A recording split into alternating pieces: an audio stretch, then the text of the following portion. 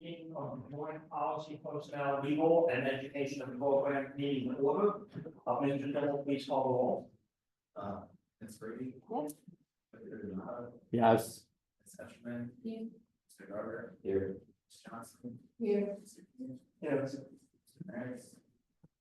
He's here. Okay. Mr. Barrett. Mr. Wagner will be here, but we will. And Mr. Wolf. Here's a word commitment, so we will be able to.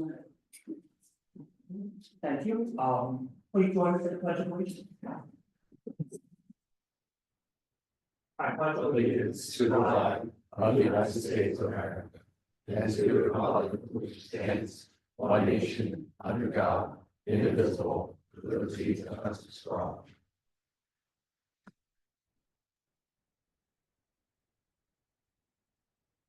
We have no residential request to address the board this evening, so we're going to move directly into policy consideration. Policy 308, Dr. Costa. Right. Come on. Yep, sorry. We have a few things. There we go. Okay, thank you. So this policy here, one of the changes is the actual formatting of some of the policies. So that's why you'll see bold as our choice for noting some of the changes. It's actually going to make it easier for the district to upload it into the system. Sometimes when we don't make adjustments with other changes, the policies, the formatting get out of whack with each other. So this also allows us to get our formatting back in pace here. Some of the changes I'd like to draw the board's attention to are in the highlights below. You can see it definitely expanded the policy as a whole. One of the things that was rolled over from the HR department that they talked about was the classified employee probationary period. It is a something that isn't used regularly, but is something the HR likes to have in its pocket in case it does have an employee who's not making satisfactory progress, and allows us to address that without going through a bunch of other processes. A lot of what was done in this suggestion by PSBA was taking some of the pieces that are found in a lot of districts, administrative regulations, and actually moving them into policy. For example, right there you see the professional employees 60 days prior to resignation piece is now part of the actual policy. It basically provides more detail and really represents what we're doing at a much more public level in the official policy. Those are the primary changes for policy 308. Any questions or comments about the proposed revision to policy 308?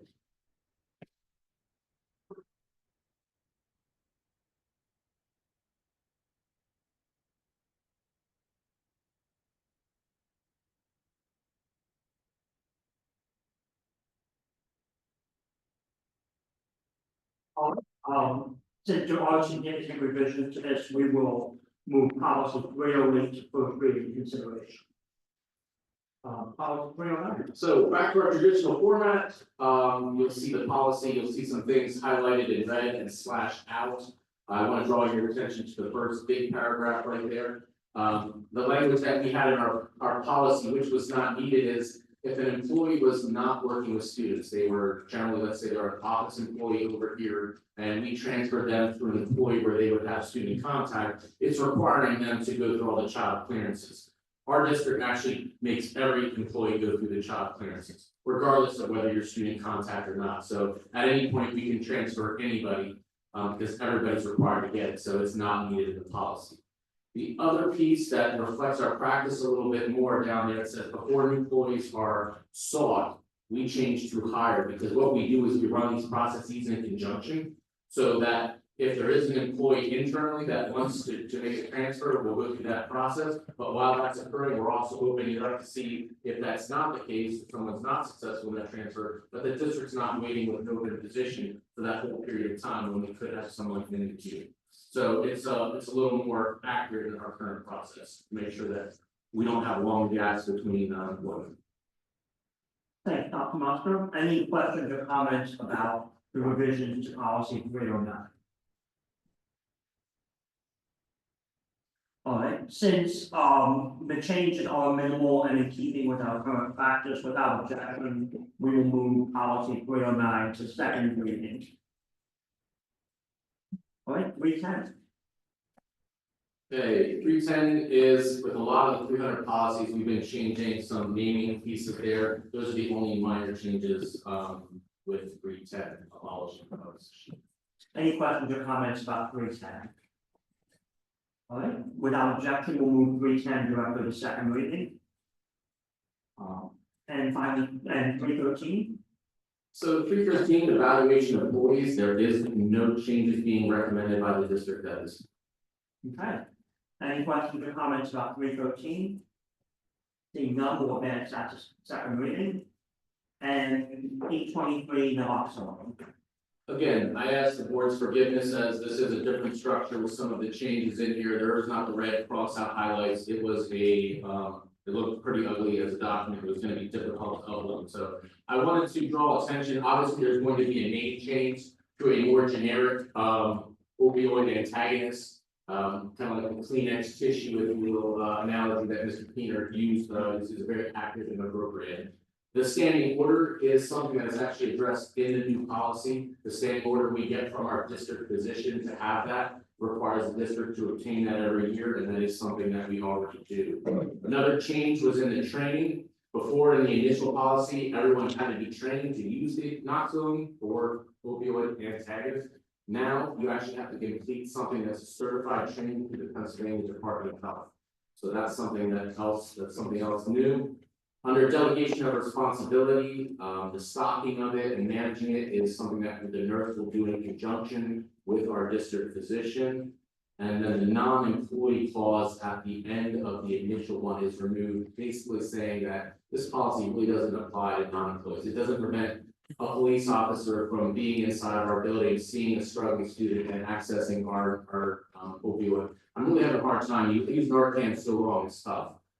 Using the opioid antagonist to treat our students. Just as an information point for the board, we do have this in all our buildings.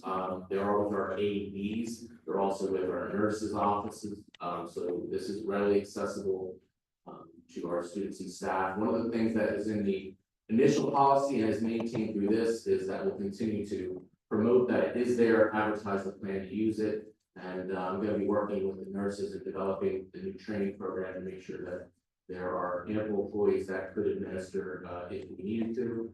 Just for your own knowledge, we have not had to administer it yet. For those of you that aren't super familiar with the administration, it is literally just a one-time miss. There is no ODPs, there is no concern if you misdiagnose something and you administer it, there is no repercussions, which is why it's controlled the way that it is and allowed to be readily available in school. I have a question, just to remind me, do we have a nurse in our buildings or someone who's qualified to do this? Yes, yep. Well, and even I'm looking to work with Dr. Dandridge to put it in one of our training programs. So we have a list of other people that could even the nurses. Where did you get the administration instructions from?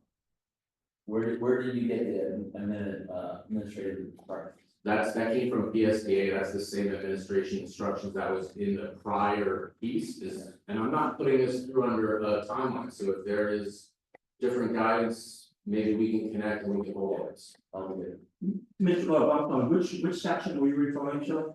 For minister of the It says Pennsylvania. I was gonna say, I believe that comes directly from their training system that we have to use, but there's a part in there that maybe you should follow up on. Then what would you recommend? I mean, is it an easy thing that we can change it now? So it's not recommended for people that have cardiac arrest. No, what? That are in cardiac arrest, it says perform rescue breathing or CPR if needed. There should be a part of if there is no policy to use CPR, and do not go back and give Narcan while they're in cardiac arrest. There's a part that you can get Narcan. So there's just the way it looks here, so if you're going to CPR, still get it. That's not correct. so maybe I'll work with our nurse, I'll craft some language and I'll put it in board news. Yeah, I mean, that's just, it's a fine line, but if they don't have a policy, you don't get it. Right.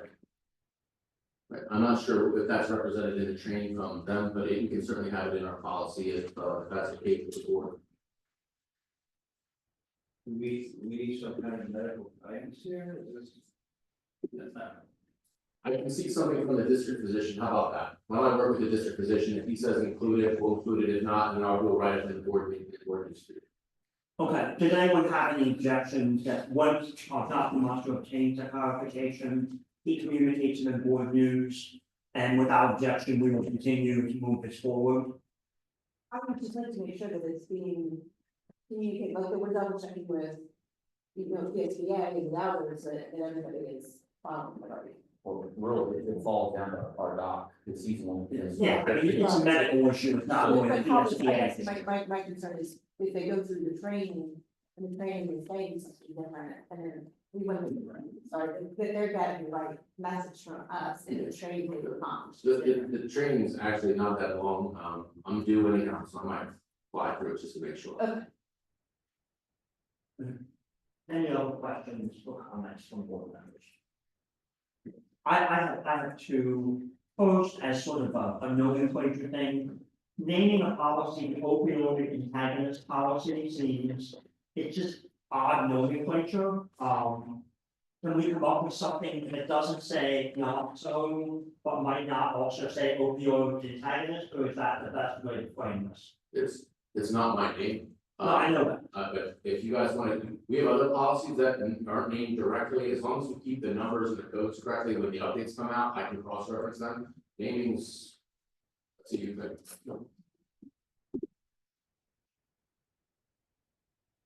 Yeah, I think our Washington is the easiest one to put. What's that? That Washington is the easiest one to put, because that's what we use. That just makes it simple. The only concern I have with that is that was a whole major change of the update, was taking that out and then call it that, and it's removed throughout the policy. Not that I don't disagree with you, I don't, but I don't know that I would recommend going there, or maybe that's something you want me to check with the physician with as well, How or. about naloxone, because I think that is, it's like the clinics, right? Uh, Naloxone and other opioid antagonists, or something like that. But no, we're splitting here, but no, Washington isn't the policy. I mean, the policy would have it worded correctly. We can name the policy whatever we want. This is just an easy way to reference it and to search it if you know. I don't know what it's called, is to keep our students and everybody safe. Okay, all right, yeah, no, just keep the policy name naloxone and we'll change the verbiage within the policy. Within the policy, we'll use clinics in the title and tissue in the policy. Okay, so I'm keeping the major changes with the opioid antagonists in the policy, I'm just changing the title. Are we going to get flagged and pushed back with PSBA, given that there was a major change? You leave the way it is, put in parentheses. That's what I was, yeah, if we do a parentheses like that, it'd probably be a little cleaner. At least PSBA sees that it was changed, but for our reference, we know what it is. And so it won't get pushed and flagged back to us. That's be clean all around, that's permissible. The other comment that I have is the part that says referral to law enforcement. This requires immediate reporting. Is that what we want? Like, and it doesn't really provide any parameters. It says incidents involving. It doesn't say what an incident is. It doesn't have any level of severity. It seems a bit overly directive and does not provide the administration with any discretion at all. Is that what we want, or do we want this a little softer? Dr. Monster, Mr. Mayorski. Honestly, if it's involving controlled substances, we should be. I think. Yeah, and I think Isn't that a requirement? it is, and it's consistent with the previous policy as well. One at a time. I'm sorry, go ahead. I said, I think it's a requirement from the state that it's a controlled substance, that it needs to be reported to the police. And I believe it was in the previous policy as well, stated fairly simple. Then I'd also want to make sure that we don't have any inadvertent inconsistencies here. Are we defining controlled substances only as drugs? For example, we're not including vapes, we're not including cigarettes, things like that, that are technically controlled substances, but are not illegal drugs. Isn't this policy about using the What's the official meaning of the election ordinance? It is, But that doesn't, it's not vaping, that's not.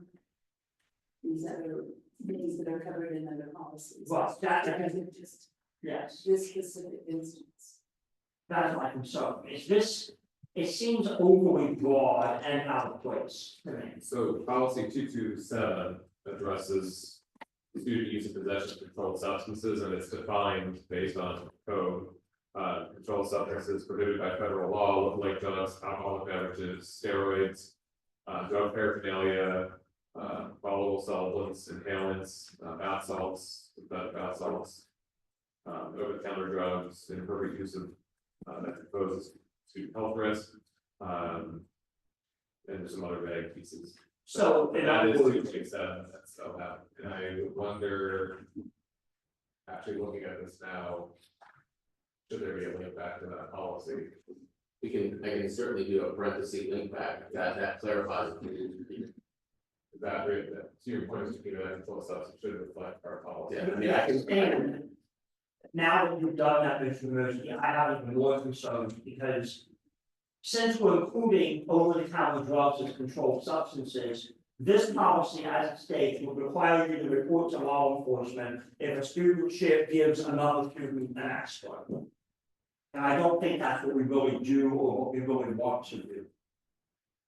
I'm sorry, I'm confused. I thought this policy covered basically overdoses, which typically from aspirin, Tylenol, et cetera, you don't overdose. And you are correct, Mrs. Johnson, that's why this is out of place here. You're exactly right. This referral is disconnected from anything that has to do with overdoses. That's exactly the point that I'm making. So you want the words controlled substances to be changed in some way? I'm not even sure that this segment, that this section belongs in this policy, because as you say, Mrs. Johnson, it doesn't have anything to do with naloxone administration and creates a reporting requirement that may be overly broad given our practices But and the if- definitions that exist elsewhere in the policy. But if the student is being administered an opioid antagonist because of a suspected overdose of a controlled substance, and a controlled substance is on adult here. Right, but that's not what it says. So Yeah. if we just work differently, instead of full substance, maybe put opioid antagonists. Yeah, for instance, involving the use of opioid antagonists on school property. Well, actually, we don't know antagonists, so we can put that. Because antagonists is Well, not good. I know, but if we believe there may be one, we won't necessarily know right out of the gate. And that's why this policy is playing, right? Yeah, and this is the exact language we've had since the inception of the initial alcohol Well, policy. this is why we're reviewing not the policy, because occasionally we find things like this that seem out of place. Do we want to maybe take another look at this and bring it back in light of Mr. Vogler's suggestions, in light of the concern that I raised here, because I am concerned that right now that referral provision would require reporting of conduct that while we may not encourage it, does not rise to the level of law enforcement involvement. For example, a student giving an aspirin to another student or something like that. So, pardon me? My understanding, granted, I'm not a lawyer, I'm not an EMT, but it seems to me what we're talking about is overdoses. And I don't know how that's reflected. My question would be, is this what directly from the state? This is directly lifted from PSBA, yes. So if we make any substantial changes at all, it has to go through legal review, correct? No, It doesn't have to, no. no. Remember, PSBA simply provides a policy review service. So I understand that, but they've already gone through a long, involved process to come up with this wording. So you just use suspect of opioid use, because you're giving our officer, you are assuming it's no overdose because of the symptoms and stuff. You are automatically calling 911, which is going to, which is going to get police showing up regardless. So So should then there's going to that be a consequence for something more severe, it's just letting the authorities know, like if I was doing that, they would call 911, and I'm okay with that, regardless of if I took something or did not. Right, that's why you just put suspected, you're not accusing, you're just suspected opioid. Should it be a formatting change, just that it's like the 11th step of what happens with administering the opioid antagonist? Yeah. But then we refer to law enforcement instead. Mrs. Brady, if I understand. Perhaps not that order, but. I don't think any of us are arguing that we should not report suspected incidents of opioid overdoses to the police. My concern is simply that that's not what this says. It is not properly limited to this policy. And the way this is framed, we would have to report things I don't think we would normally report. Because it pulls in the definition of controlled substance, which we define elsewhere in very broad way. So I think there's two things that we can do. We can either explicitly limit this to incidents of opioid overdoses, or we can just pull this out and default back to the overall controlled substance policy in 227. You technically don't necessarily need that paragraph, because the first step is calling for medical help. Yeah. And it says dial 911, which is automatically going to trigger medical and police showing up at the school center. Depends on how, depends on what the discharge. Can you use my? It just depends on what the discharge. Yeah. So if we're administering this, the nurse or the unprofessional administrator is going to call stating suspected overdose. But they, It doesn't always happen that way, even though it should. yeah, they may just send an ambulance and not police, or it's not guaranteed. So I'm gonna look back to our principles there. You have a situation, medical, you call 911. Are you getting police showing up with the ambulance or simultaneously, or in some cases, yes, Yeah. they come here all the time. Together. In our situation, we have that has been our typical. So may I make a suggestion, since this is just on this because of an update through PSBA? Let me complete the training, let me find out some of these answers, let me come back to the board with this, because I feel like there's enough question around it, I'm gonna piece something together. There's no reason to rush it through, it's not something that I need. I don't think anyone would disagree with the overall. Yeah, notion of this policy. I just think there are collateral issues that we haven't fully. because there's some things with reporting to state schools that we still have to do, that would be reporting, which is under that reporting piece, and maybe we should separate some of those pieces out as well, like. Let me do a little more homework on that section of concern, and then I can bring that back to the board. It's one thing, Just in January. it just says school sponsored activity, so we're also not just going to schools, it could be a sports team, on, on the road or whatever, and so. No problem, if that's okay, I'll, let me do some training, do a little more legwork on it, and I'll bring it back in January. Okay, so we'll bring, policy 823 will be tabled until January for further discussion. Any objection? All right, we have one discussion policy, that's 351-1, which refers to pre-employment drug testing. Dr. Marshall, would you like to give us an overview in addition to what was included in board news this past Friday? Sure, so this policy is in front of you tonight, looking for a little bit of guidance as this is slated to come before you in some capacity, potentially in January. The district is one of the few districts, still employing some type of pre-employment drug test. In the last 4 or 5 years, we've never actually denied anybody employment because of the test. We are spending an average, depends on how many people are applying, what our turnover is, but somewhere around $7,000 a year to administer this test. Is this something the board wants me to actually look at the policy and bring policy back? Is this a practice the board wishes us to consider? Or would you like to modify this policy to, if there's concerns or it gives the district the ability to, but not a requirement? And that's kind of the guidance and discussion I'm looking to hear tonight, and then we'll reflect and bring something back in January.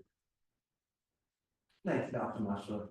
And it's my understanding that this comes up most often in terms of positive tests for marijuana, cannabis products, things like that. And then we, as a matter of practice, do not rescind job offers for positive marijuana. And in all those cases, the marijuana card was produced or some other piece of paperwork that allowed that to continue. And you said 4 to 5 years. Mhm. It's- I was gonna ask about the history, and then other civil difference between kind of.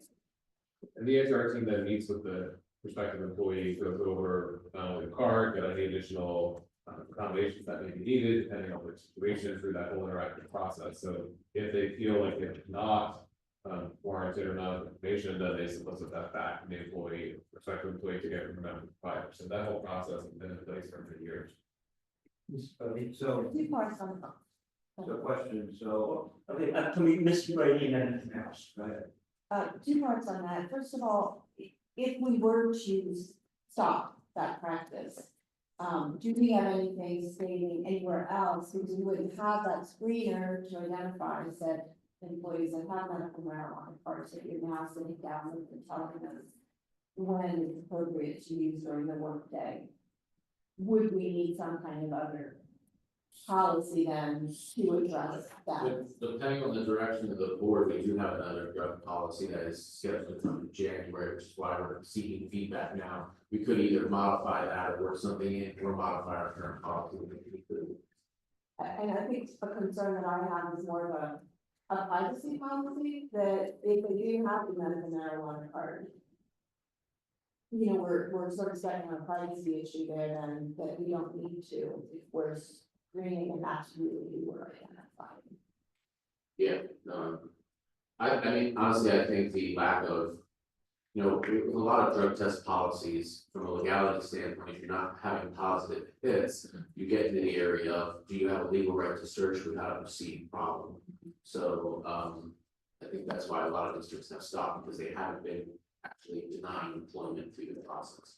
Do we have, so, have we ever rejected an employee offer because of this? No, And so all we're testing for is alcohol and marijuana? no, it's a formal drug test that's completed on the employee, but what has come back has been THC, marijuana, Is there any other drugs to test for? it's a full panel, so Okay, it's a regular drug test. So other drugs other than marijuana would mean a rejection. Well, what has surfaced for us has been marijuana, and then the following employee, they produced the marijuana card. Yeah. But if something else were to come up, heroin, fill in the blank, that would be a whole different conversation, because they would not be able to do something that says they're legally allowed to do that. And they would not be able, And that's never happened yet? not in my time here. Okay. But we're asking whether to eliminate this test? But to Mrs. Brady's point, I think in the other policy, we need to have the authority, should we suspect the reasonable suspicion, to send someone for a drug test. And or depending on if they're driving, things like that, certain positions, so I think that other one. There's a driving policy that's totally separate, both of these policies.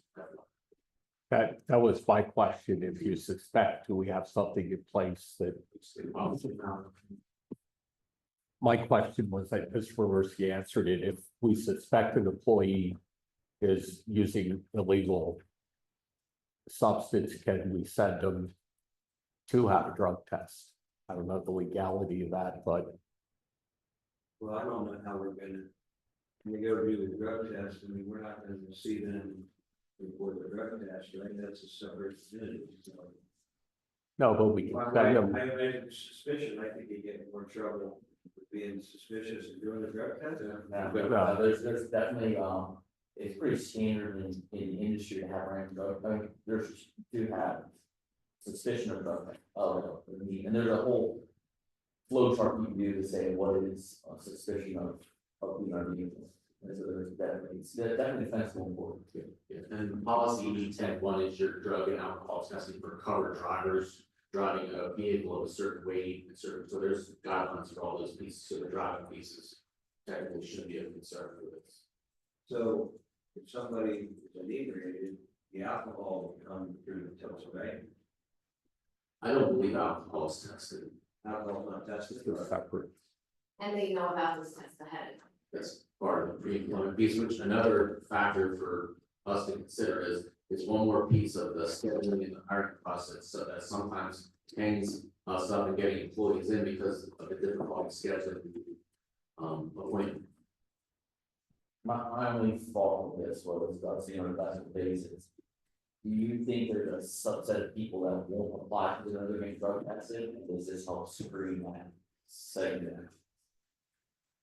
That would be my own thing, yeah, I think I'm gonna apply to 3 places and no one does drug tests. Yeah, I don't know, I think if we're intelligent about how we combine that with the 353 day drug test policy or the community piece of this, I think we can still have that deterrent in place that this is potentially exists. But there's no way we can say how many rule. Simple thing, all points of the drug testing, we suspicion, yeah. something that we, but. If we have the issue, if we had a positive test marijuana and then the individual has to produce why they're taking marijuana, and there's been no issue there. Here's another issue, and it goes to what Mr. Meredith just said. Recreational marijuana is now legal in over half the states in the country, and it's probably going to be legal in Pennsylvania within the next couple of years.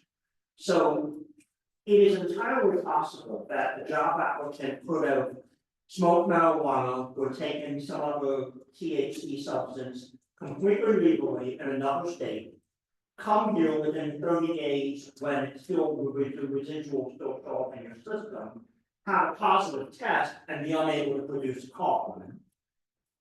I mean, I don't know that we want to sit here and second guess the laws of other jurisdictions.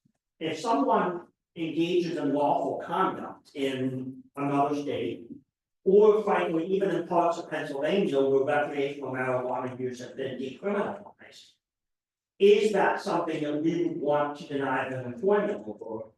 So, I mean, how do we address that issue? That's something that the federal government does regardless, it's a federal government will not hire you, period. We're not the federal government. I understand, so it's no different, we can do that. Yeah. I mean, in other words, do we want to have a carve out in this policy? Personally, I can see benefit in having a drug test that identifies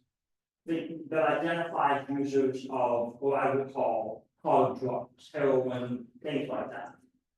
Personally, I am much less concerned about marijuana, especially because it is now legal for adult recreational use in over half the states in the country. And I think our policy should probably reflect that reality. Do we want to keep the policy, but simply have carve out for marijuana in policy, as long as they are not obviously under the influence when they're at work? The thing is, it's still not criminalized here, so why are we in a policy that doesn't align with the state's requirements? Because, We'd be going against the state, this, but we would be, we don't know when they ingested the marijuana. They could have been on vacation in Alaska, I'll use that as just an example, where recreational marijuana is legal. They went up there after college, smoked a little bit, come back to start a teaching position and have a positive marijuana test, even though they've done nothing illegal and nothing that potentially impacts. or they could have done it like before, and there's no test that tell you that, right, so. Right, so and you're right, and that's a policy decision for the board. I mean, on what side of the line do we want to fall? I think we want to fall on the side of the line of whatever the law is where we live. And as far as college students, you know, if they're dumb enough to do that and they know they want to apply somewhere where there's a drug test, do we want to employ them anyway? I was a teacher starting out, I wasn't reading policies about drug testing.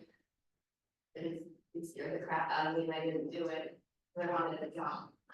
I just, I a little.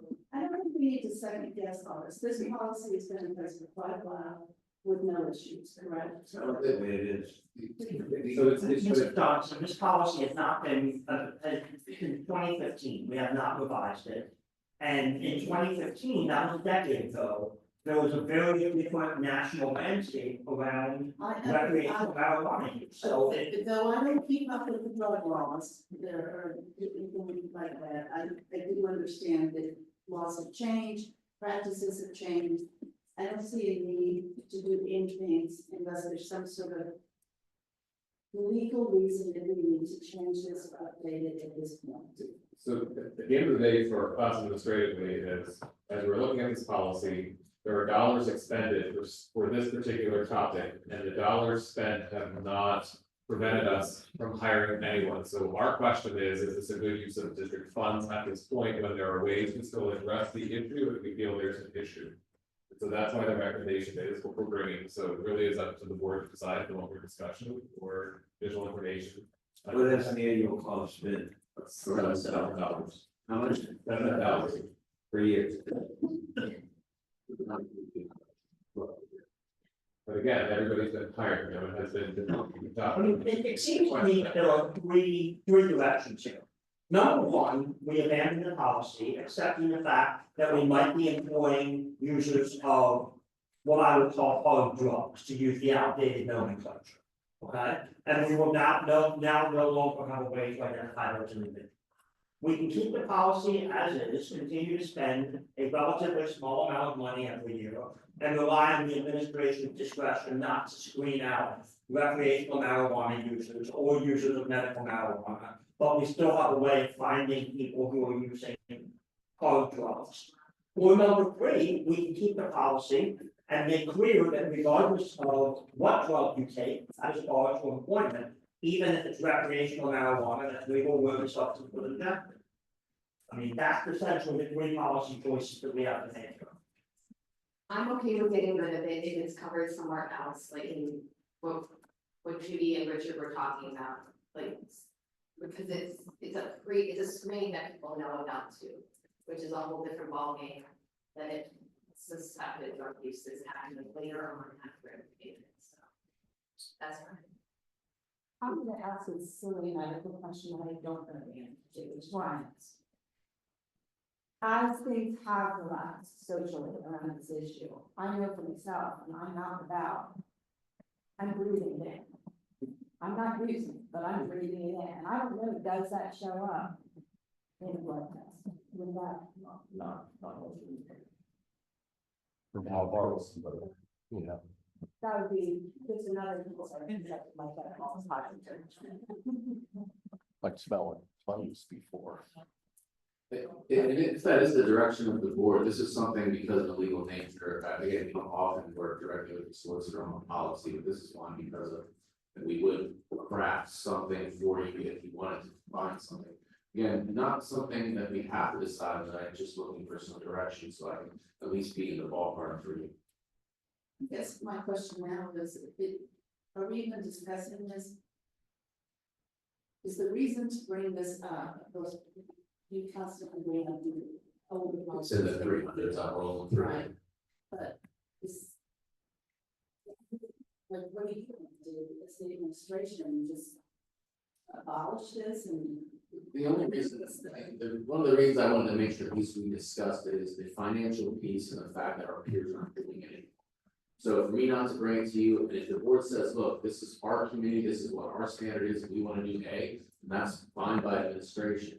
But we also know with the financial situations that we're always exploring, we want to make sure that the board is aware of this financial outlay and what we're getting for that money. It's at the end of the day, it's a board decision. Or so no other schools in Lancaster County are doing this? I can say no, I think there's 2 or so that have some form of this that's pretty close to this. In some informal reach out that we did, I can do something more formally if neighboring communities is going to drive a decision here for. I mean, I'm in favor of keeping it the same way.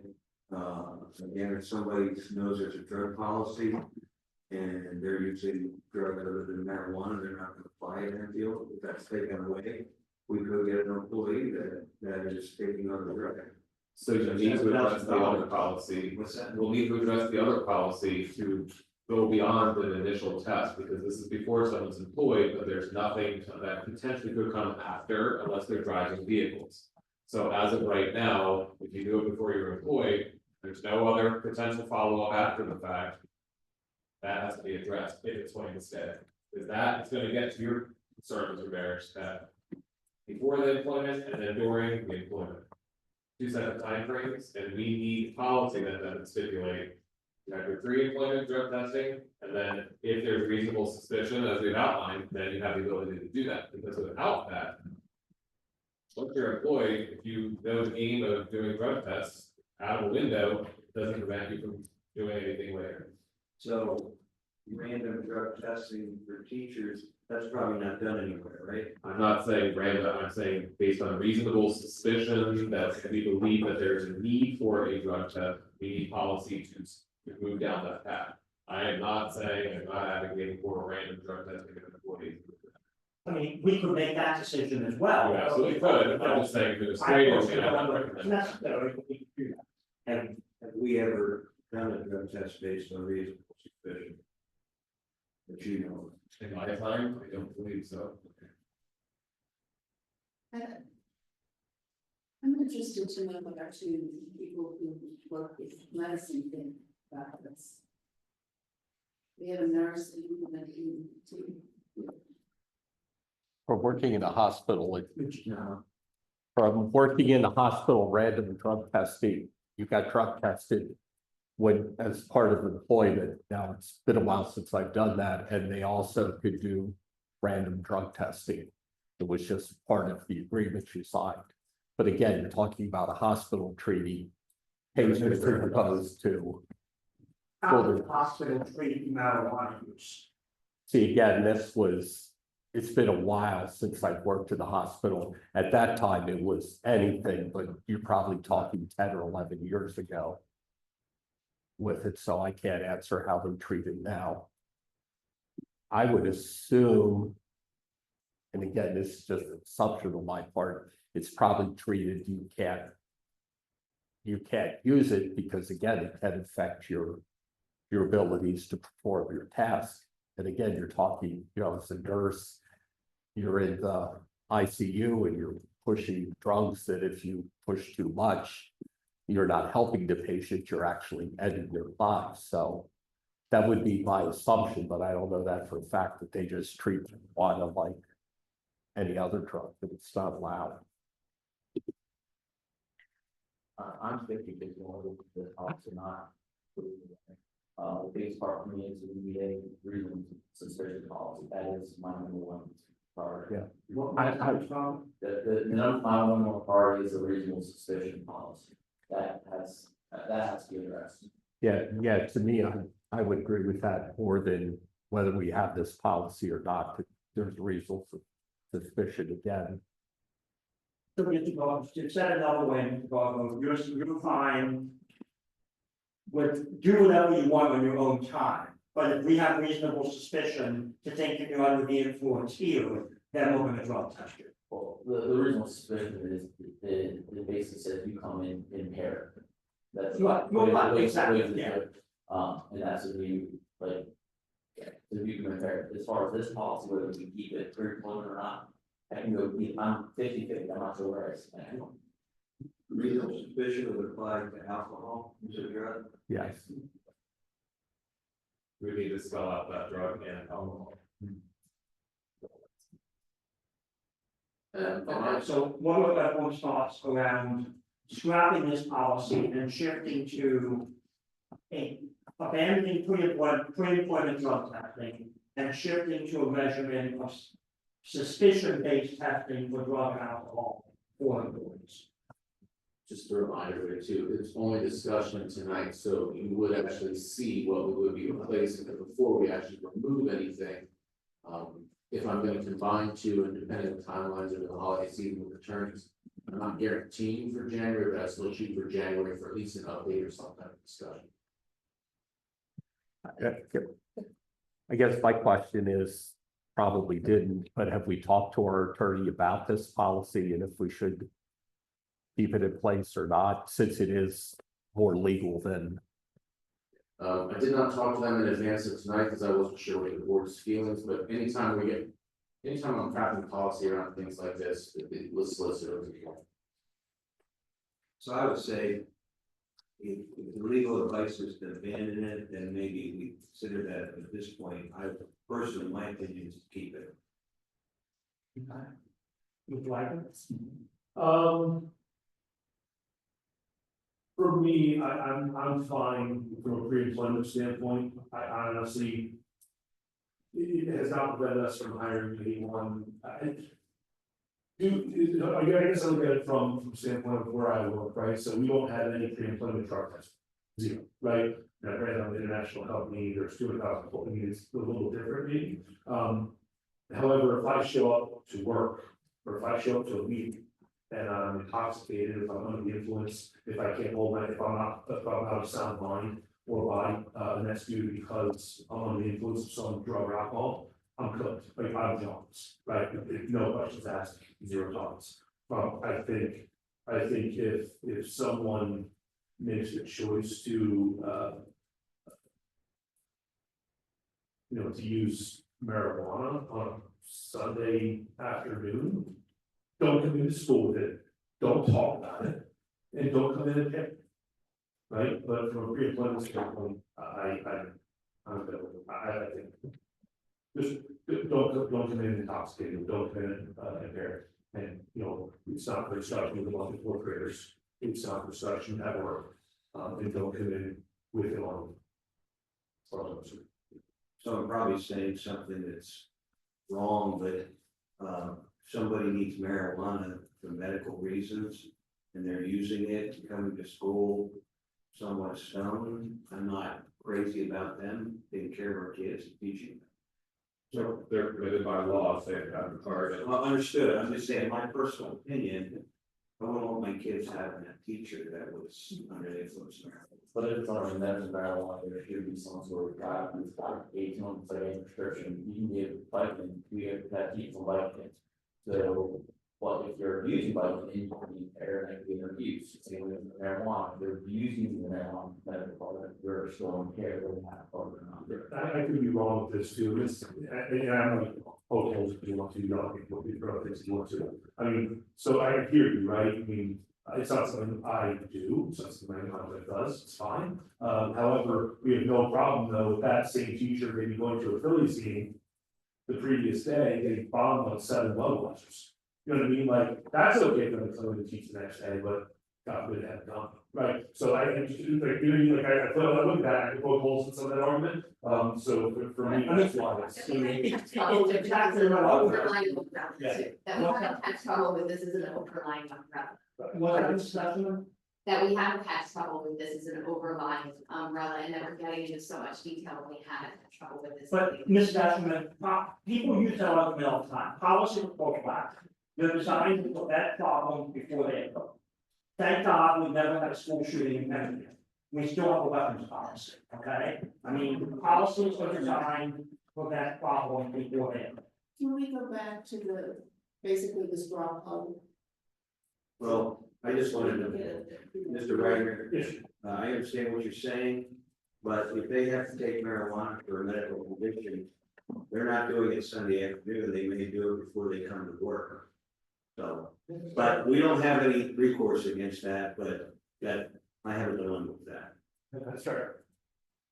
In which case you need to be impaired, which is probably an issue, right? So, I mean, that's me, I have people I work with that are good friends of mine that I work with every day that have a medical marijuana card in different states all over the country. And the one thing is they're never hot, they're never intoxicated, they're like never. I mean, they are some of the most brilliant minds. I mean, like, so how is that possible? It's a fair point, but Yeah.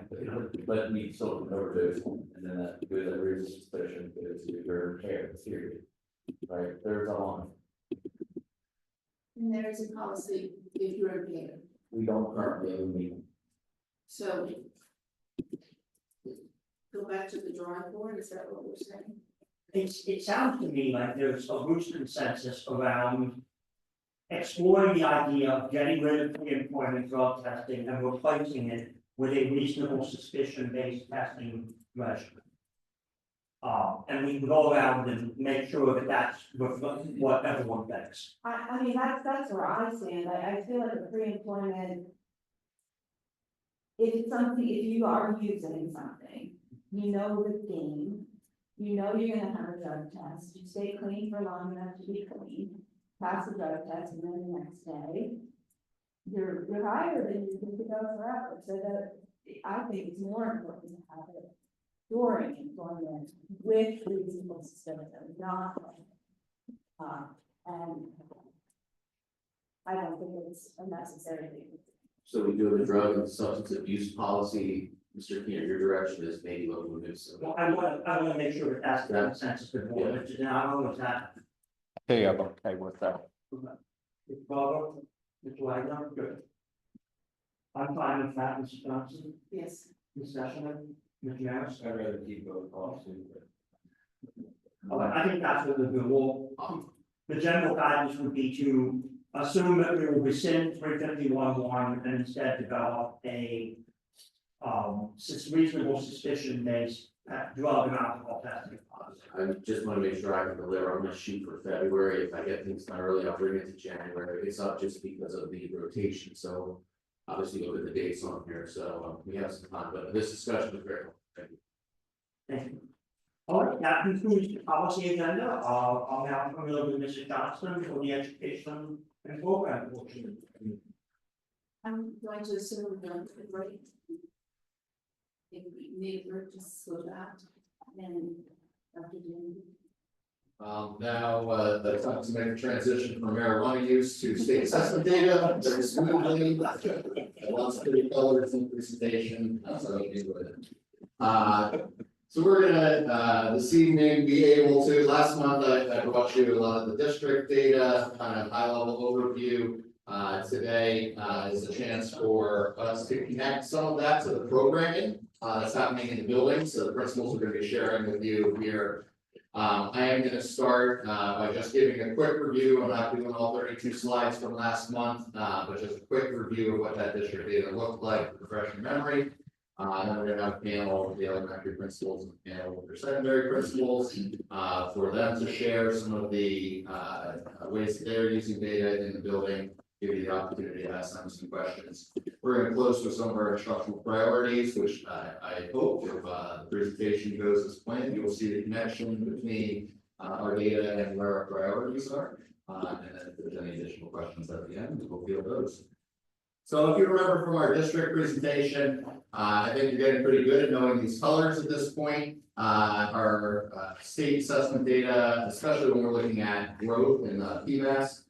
Goes from dark blue, which is evidence well above that our students are well above the growth standard, to green, where they're meeting the growth standard, all the way down to red, where they're not showing evidence of meeting the standard. And for us at Hempfield, we've been very proud of the results that we've shown with our growth data. Certainly there are areas that we're working on, in particular, one of the focus areas that we've talked about is that transition year, 7th grade data. How do we transition our students from elementary to middle? We don't have that down yet. It's a struggle for many districts. It's no exception here. Both in our math and our ELA growth, our 7th graders are struggling there. That aside, our 5th grade has improved. They were down in red and yellow. They're up to the green in ELA now. And then everywhere else we are seeing lighter dark blue. Many of those have that final crescent on the far hand side, which tells us they're off the charts, showing growth in those areas. And particularly in math and ELA, when we look at across all grade levels as a district, we are well above, demonstrating that we are well above meeting that growth standard of students, both in math and ELA. Our science also, Quick question, I know. yeah, We analyzed the heck out of this last time, that's but right. the 7th graders, would that be due to the COVID years? We're gonna talk about it. So it's not unique just to this past year's data. That transition year is gonna show up for Okay, us. so it stays Yeah. 7, even as it has gone through 3 or 4 years. Yeah. Okay, so On that, presumably, if. A what if, or because that's fun to do. If you were a school where middle school is 6, 7, 8, are you alluding to the fact that we would see that in 6th? Yeah. There, typically that's what schools see, and we talked a little bit about that last month. Oftentimes, anytime you have a transition in schools, is usually where you see a dip in data. Oftentimes you see a rebound the year following, we are seeing that nature, which is great news. But yes, if our transition year was sixth grade year, I would expect that would be where somewhere it might be. So it does have that much, It does. that's consistent across. Across the state. Okay. Jumping over to science, you can see, we've shown, strong growth there, and also in our Keystone data. We have talked about, the literature data, we're seeing really strong achievement, in fact, our Keystone literature is our highest achieving Keystone. However, we haven't quite gotten the growth that we would like to see, in that area, so. Any idea why? It felt like it is, but I'm gonna let the principals talk about that when they get to talk about the data, and you'll see some of that in instructional priorities as well. Thank you. Yeah, no problem. To the questions about over time, you know, again, you can see kind of that seventh grade year there being an area where, you know, for several years in a row, we've seen some struggles there, both in math and ELA. But overall, from last year, every single one of our grade levels that's represented up there, either maintained or improved their growth. It's with the exception of fifth grade math, which went from light blue, so a strong area for us. But our data overall is representing that we are growing our students. We're taking them from where they're expected to be achieving and growing them even further than years. A lot of evidence surrounding that. So we're pleased with this, the amount of blue that's on this chart.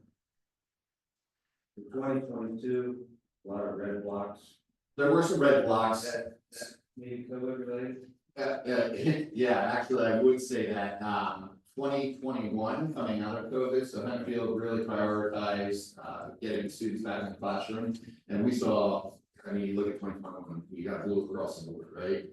There was bound to be some overcorrection as other schools, because this is, partly how you're ranking against other schools in the state. As they brought students back in, we kind of came back to the fold and kind of overcorrected some of that data with some of the growth, not being as strong as it was the year before, because of the strength of it. And then it's sort of, back to where we expect to be seeing our students improve.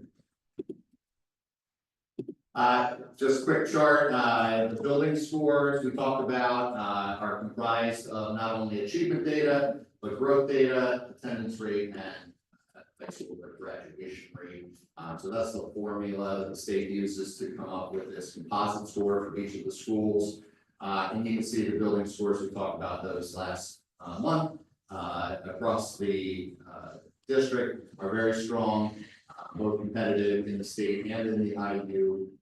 And the averages, while there's some spikes dips, in each of the 3 years as a district, we have increased our building score, the average building scores of all of our buildings. So some real nice celebrations in there, and some good representation of both achievement, growth, and some graduation rates for our schools.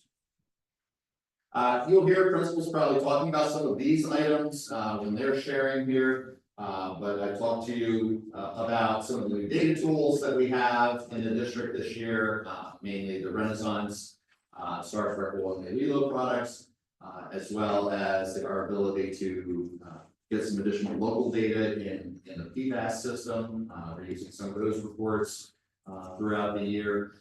We have a professional development plan that we're in, just started this year, a 3-year plan, where we are trying to bring staff development to our teachers on how to use that data in the classroom, what are some effective instructional practices surrounding that data. And our principals really have been focused on a culture of data leadership, working not only on setting academic goals for their building, for themselves personally, but also working with their staff on making data-driven decisions. Doing that a lot with data team meetings throughout the year, intentional conversations and professional development at their staff meetings, and individual conversations that are having throughout their supervision staff. To sum those up in a couple quick bullet points, some of our strength areas, 8th grade achievement data was a great improvement from last year, and the growth data is strong. Our math achievement has been returning to pre-pandemic levels. So we are very pleased that it's really on the rise again. And it's showing really strong achievement and growth data in our math and biology keystones, achievement in our literature as well. Some of the areas that we are focused on growth district-wide, so that's seventh grade achievement growth, both in ELA and math. Some of the growth in our literature scores, and we talked a little bit about our English language development students not having consistent achievement growth across the district.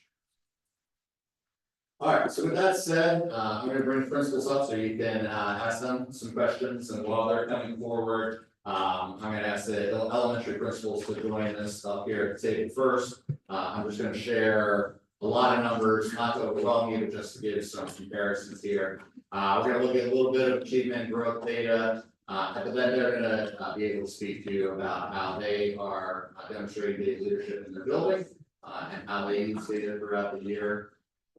Lots of numbers here.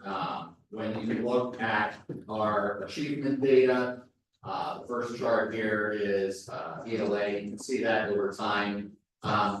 The smaller the sample size, so as we go down to the building and the grade level, the more variance there is in the data. So you're going to see, I highlighted whether a grade level increased or decreased from the previous year. You're going to see some grade spikes. You're going to see some drops.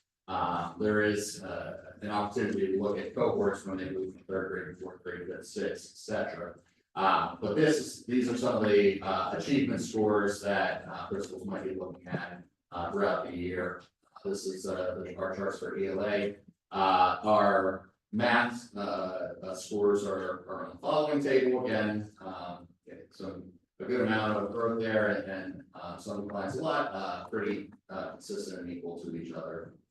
And then you can look at not only from the district level, but also from a building level, some of the growth that we are seeing for our students in different subject areas. The top chart being the ELA growth in the different grade levels, and the bottom chart being the math growth grade levels. Remember that growth requires at least 2 years worth of data, so we only have 4th, 5th, and 6th grade for our elementary growth data. There's no third grade growth. That's the first year that they're getting the data system.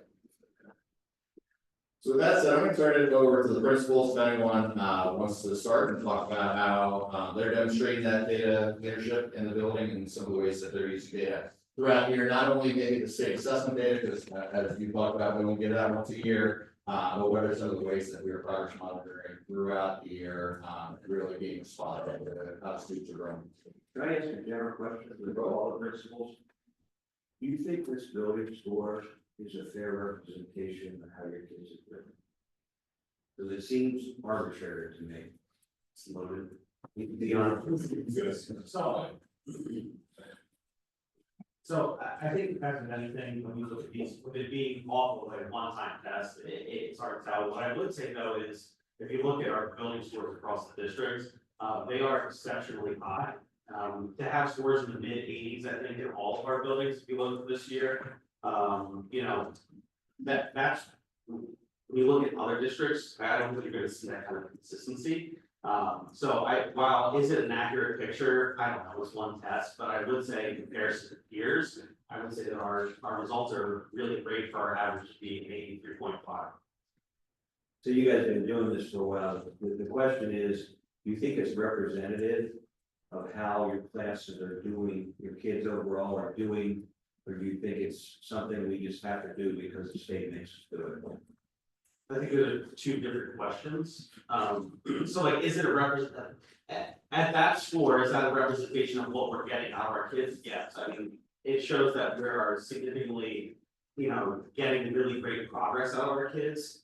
This is something that we have to do because the state says that we have to do it, yes. But I mean, when you look at our scores as a whole, we're seeing them increase. We're seeing really dark blues in a lot of areas. We're seeing growth, and I think when you look at some of our other some of the other data that we've uploaded into the system now with PBAS, we're seeing the same thing in those areas as well. So, you know, across the board, we're seeing that our students are growing. This data is showing the same thing. So I think, it is an accurate representation, but yes, it's something.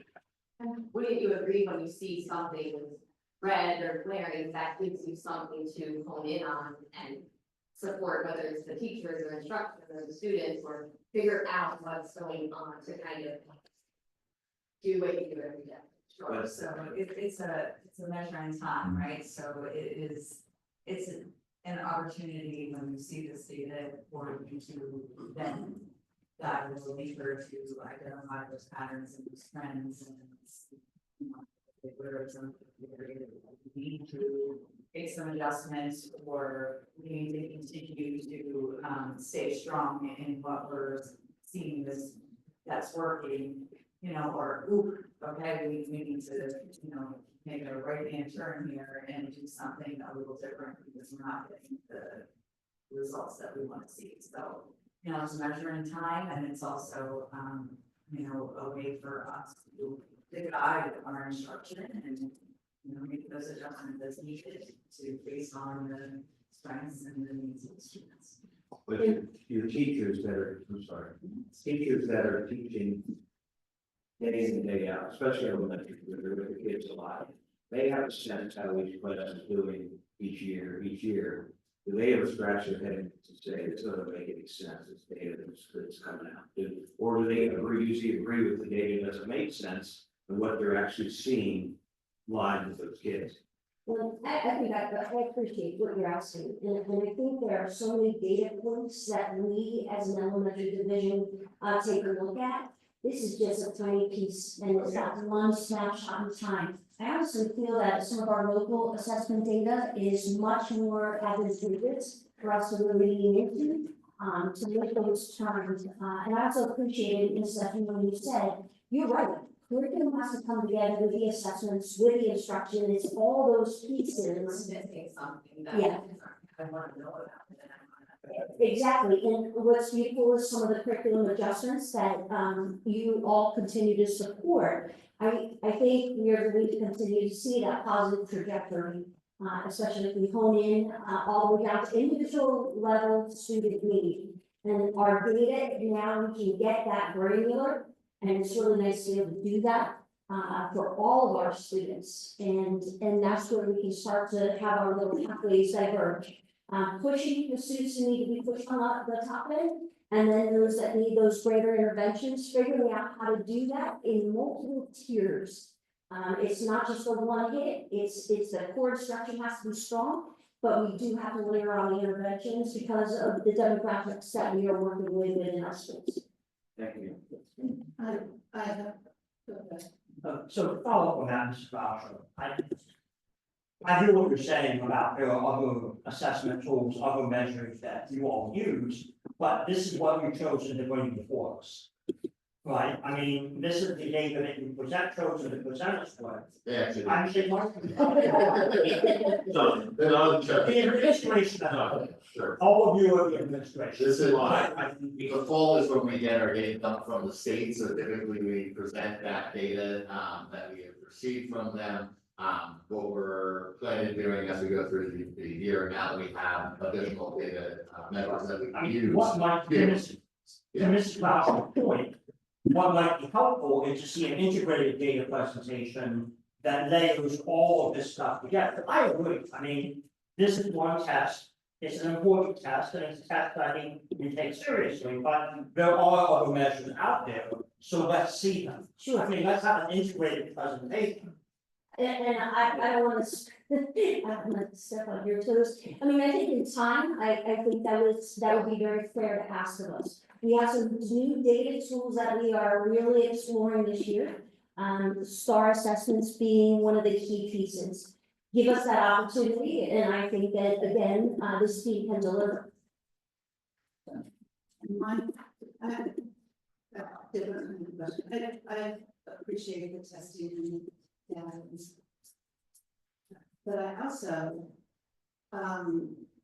having taught, I didn't teach elementary classes, but having taught, I also intuitively knew when things, weren't working, and then we did that step back and reconfigure. And, so that aside, I'm interested in what you intuitively what your assessment is, and I know you have all of this data, which is, can be overwhelming, of course, and I recognize that it's new. I want to know what your gut feeling is, basically, about how students are doing, particularly our younger students, who are the early learning students who hit school, kindergarten, when COVID was going on those early years. How do you feel like they're doing? Have they made up learning loss? Are you still seeing a lot of struggling in that? And if these kids would be third or fourth graders? If, no, they're on the fifth year. I was trying to do it like my granddaughter who's a fourth grader, so, yeah, so my, just, and we saw that the fifth grade was a dip, and we heard that often fifth grade was a dip year. Years in the past, it's been the fourth grade that's a dip year, not a fifth grade. I want to know how much you influence of what your gut feeling is. Knowing that you've looked at all this data, you've observed your teachers, you've been in the classroom, how are we really doing? I want to just cut to the chase. I don't want to hear, oh, we're doing so wonderful, we're so good. I want an honest assessment of where we are. And if you don't want to do it publicly, you can come and tell me later. In language arts, in math, in whatever it is. Do they get along? Do they like schooling? All of those things. I just want to know really what your assessment is of how they do. And anybody. We have the younger kids, so I have a kid that's experience.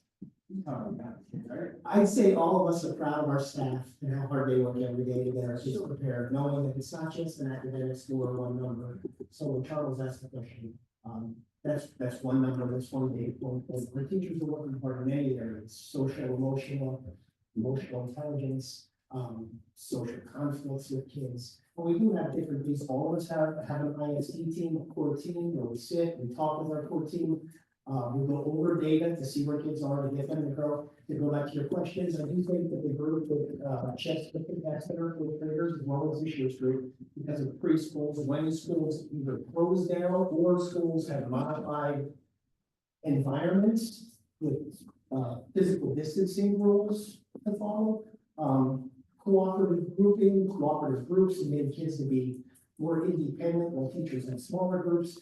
That wasn't as much a possibility as it is today, as it was in the past. So to answer your question, I think we all agree that we're making strides to get back. Dr. Dandridge's numbers there, just talk about our math numbers going back through COVID numbers. So every year is different. There's no crystal balls. Different years we're going to see different profiles of different students that have different needs. So it's not like we can answer that one question for everyone at any given moment. Different classes, different cohorts that go through when we look at it. But I'm proud of our staff, as I know all of my colleagues here are proud of their staff, and especially the work that we put in together and talk about it together. They try to get the resources for the kids, for the families, and for our staff so that they can continue to grow and be at the top. Having kids myself who've gone through our district, when they get to college, our kids seem like they're better prepared for college than some of the others, with the curriculum that builds from the elementary to the secondary levels. So I also think that's a proud point for the Enfield students making their way to higher education can impact beyond our schools. No, just a minute. I'm not trying to say stuff. I think we have an amazing staff. I mean, my kids have spent time have gone to school here because of our internet. We have my younger girls. They were prepared. One of them to a top-notch school. They're doing great. They're doing great, and I really appreciate that. I'm just looking at the little guys who had to go through this, and the teachers and all the paraprofessionals that we have there as well as our support staff people. They had to go through all of that as well. It was a hard time. And just, are we recovered? Are we totally positive across the board? And because I'm looking at these tests and it's like, those are in fact going to change every year. And it's going to change as each class progresses, dynamics of the class, you're going to be, you go through one year and everything's great with your class, and the next year it's like, what the heck happened? I would say this, at this point, I was used to, but we speak, or, we don't talk about COVID anymore, when in terms of like our current situation. Like we're all 4 years past this, and for us, you know, and I understand what you're saying, it's like, there were kids that were affected by this, but it is not something that we, I think collectively in our buildings are having conversations about when it comes to our learning loss or anything like that. Well, the reason I'm bringing it up is there's a lot of reporting in the news that's coming out, and I just want to, you know, have we gone over that, Tom? Yeah, and I think a lot of that is because when you look at some of the significant curriculum changes that we have made in the last couple of years, you know, all of those changes have kind of really reset where we were at in general. Because we have kiddos getting new programs, that we're starting new programming, they're learning new skills, the programming has more rigorous than what we had in the past, so having that kind of reset after COVID really kind of helped us to just kind of move forward, and it started us all kind of at a level playing field with all of our kiddos because of the new rigorous stuff that we brought in for them to use. And that's where all of this with math. For math and ELA, because of the change to the math programming and the ELA program. And I would say, intervention materials are also so strategic. Intervention materials, very strategically aligned and dovetail very nicely with our core curriculum. And I just think, and I would say, I talk pretty loudly, I would say when you talk about getting over that of the students, when we look at our younger students, each year when that group comes in, when I look at, and I'm just looking just through numbers, even my first grade, when a quarter of my first grade that comes in every year hasn't been here in kindergarten. And that's and when we look at all of our first grade, that quarter of a student or the quarter of that first grade year, we're trying to catch up a lot of times because they weren't here in kindergarten and build foundational skills. That is a big and heavy lift for our primary teachers. So when we say we're not looking necessarily always at COVID, we're looking at building skills every year for students and what interventions and what we can put in. So when we have solid curriculum that we're building every year and what we can do for students, we dive in every year as what do our students need? How are we going to best meet their needs every year? And what are we going to do for them? And it's all hands on deck on what we can do for kids. And that's every year, and it's not even every year, sometimes it's every month, every day. What are we doing? Sure. I'm looking at it, some people that I see that answer that, so I don't know who. I was just gonna piggyback on something still in my head, otherwise I'll forget. That Kathy mentioned and so did Tom about COVID and about individual students. We look at students not only as a cohort. We look at them from a district level. We look at them from a building level as a grade level cohort, as classes. We look at teachers who have scores. We look at students individually who have scores.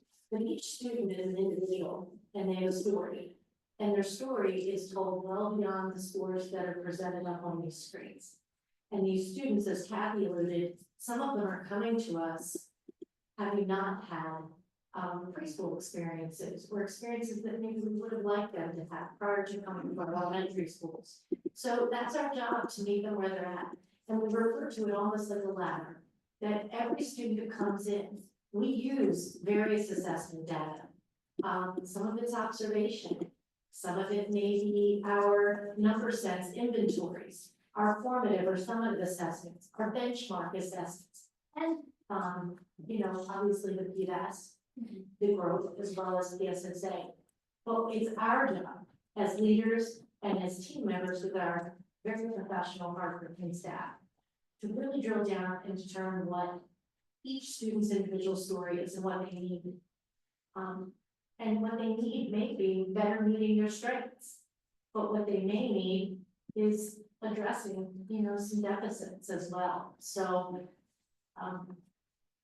we almost become like prescriptive practitioners, where we are truly trying to figure out where the needs lie to prescribe what is best for an individual or group of students, and then we monitor the progress, and that monitoring happens on an ongoing basis. This is one point of data that helps us monitor, but boy, there is a lot of other essential data, which leads into your Okay. point, Mr. Keenan. I have to ask this question at this point. So you're gathering all this data. I agree. You see this once a year. You won't see it again until the fall, but you are gathering lots of data. So I'd like to specifically know, when you gather data, if a grade level is not meeting expectations, not just for kids, but a grade level, what do you do? Give specific examples, not generalities. For instance, if you look at our math data over time, it was very evident that it wasn't necessarily a teacher or an instruction, well, a teacher issue. It was more of a curricular and concern, which is why we adopted the new math program. The same applies to the new ELA program. But I guess I'm still, this could be any prison, not just, but what are you specifically doing with the data you're collecting now? Because ultimately, So all these materials are supposed to be, we've been told when we purchased the ELA series, the math series, it was aligned with the state curriculum to make these scores go up. I think you really do have good scores, but. So for example, so next week, Monday starts our district assessment window. So all of us across the board, all of our students will be taking STAR assessment here for your benchmark. At that point, what we'll do is we'll all take a look at our individual building data from the building as a whole, each individual grade level down to each individual teacher and each individual student. At that point, mid-year, we'll have data from these. And at that point, it's an opportunity for us now with STAR data, which we didn't have in the past, which is going to give us a good indication of growth from beginning to middle of year. It also gives us a lot of great information about individual students, where they're learning, what grade level they're learning on, and their building blocks that they need to continue to move forward. When we are able to take a look at that this year for the first time, it gives us that opportunity to go, okay, these students, these grade levels, these teachers aren't growing the way we anticipated them to. In those data meetings, and then we're developing plans for moving forward with those grade levels, with those teachers, about those individual students. So we're able to take a look and say, hey, half your class grew with the 50th percentile or above. The other half didn't. What is the difference between those two halves? And then what are we doing for the students below that 50th percentile, just as an example, to continue to push them forward? And that's something that we're doing in each individual building. Having that resource this year is huge, because we haven't had anything in the past that really correlated super well with these results. STAR assessment, in terms of the data correlation, is like 0.85 or 0.86 in terms of if they are proficient on the STAR assessment, they will be proficient on PS6. So having that at our disposal now makes a big difference from what we've had in the last 8 years that I was here. Having that really lets us, for the first time, sit down with teachers and say, these students are or aren't growing at an expected level, and let's program for them moving forward based on the stuff that we're seeing. That's what I want to hear. And Mr. Donato, we're also utilizing the coaches from Wit and Wisdom to come in and work with our teachers and looking at. Sorry. We're also utilizing the coaches from Wit and Wisdom to come in and work with our teachers. They're looking at the end of unit and the unit assessments, or the module assessments. They're looking at who did well, what was the median, what was the high. They're analyzing their writing, how to move forward. They're helping them plan and look at scores, so that they're working with the teachers specifically as well. They're running a reading specialist, we're working with the teachers across the district for the words their way writing. So that's one of the programming that we were using this year, so that they're taking it back into their classrooms and working with the teachers. Follow up to what Mr. Kramer said. I think this is great that you're doing this. Do you have enough time to do this? Sometimes I think we have a ton of staff development where maybe we should be sort of, if we want teachers to use these programs, they have to have the time to do it and also understand how to use the programs. If you put me back in the 5th grade classroom, I would have no clue how to do any of this. Time, yes, no. That's the best way to explain it. So I think a lot of us I shouldn't say about us, some of us run into the issue of we schedule these dates significantly in advance. And we need individually, so at Centerville, every time I do a data day, I need at minimum 4 subs that day, just to float around the classrooms. Somebody like Ron, Ian, they need 6, okay? We have these days coming out, if those positions don't get picked up for us to be able to pull teachers out of the classroom, we're not able to then meet with them to go over the system, right? So it is we have the time built in, if we can pull the subs, yes, we have the time to do it. You know, I know there's things in the new CBA about how we're gonna look at using service time moving forward, and I think some creative uses of that would alleviate some of that issue, but that is the big thing that we run into right now. The scheduled time is there, but do we actually get to utilize it? It depends on if we have the coverage to be able to do so. Okay, thank you. Dr. Clark, I'll go back to something you said a few minutes ago. You mentioned that you see a significant achievement gap between first graders who have done kindergarten and those who have not, is that correct? What we have to fill in from the students, there's a difference, there's 25% difference of kindergarten or first graders who come in, and it drops to 13% in second grade. Do you see any sort of demographic or socioeconomic distinction between students who do kindergarten and those who do not?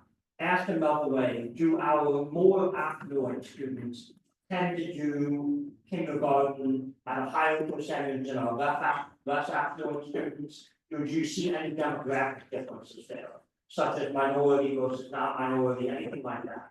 I don't know if I dug into it that deeply. We have, I'm sorry, can you? I don't know, I didn't look closely at that. We have at least, only have 50 kindergartners this year, 9 of them who registered late, who could have, I don't know, could have possibly, they then missed being screened for our full-day kindergarten program because of the way that we screen just in the spring. So they were good candidates in my mind, some of them, for that programming as well, but I can't necessarily say they would have gotten in it. Because they don't always know to register in the springtime when we do that. When do you do that screening? In the springtime. Is there specific month or you just start in April or May? Well, we're done by, Done soon, early. right. I asked because, I mean, not really, I don't wanna go off topic, but as you start to look at broader decisions about kindergarten, that would be data that we have. Yeah, and I think, but that just lays some of the foundations down the road, and I didn't look exactly who the students were. I just keep them red or blue on my spreadsheet, so I know who comes in and when they come in, and I just did a quick count. Thank you. I have a few questions, I may. The first two are maybe directed toward you, Dr. Peters. The first one is just for clarification purposes. When I look at scores, so if I go like slide, whatever, 14, as an example, if I look at scores, should I look at that year's teacher, or should I look at the previous year's teacher? So if I'm an 8th grade basketball coach and a kid comes to me, doesn't know how to shoot a layup, it's not my fault that it's because they didn't coach them on the layup the previous year. Am I looking at that data the exact same way? Yeah, I think you know my preference, because you've heard me give these presentations. Rather than the achievement data, I want to know about the growth, right? Where is that student expected to be and where did they end? So to your point, I would like to look at the cohort, right? So if I'm looking at a 4th grade score, how did they do the year before? Yeah. Grade, right? What were they coming in with, and did they increase or did they decrease? It's not as much what this chart is representing, which is how did that grade level do part of the year, because it's a different group of students, but how did the cohorts? Yeah, I just want to make sure that we're directing any feedback or any one-on-one training discussion that we have to the right people, right? Like, I'm not gonna go to Pat Riley and be like, hey, you know, you're not a very good coach, right? Because all the people that he drafted were. Like, I want to make sure we're going to the right person, and we're.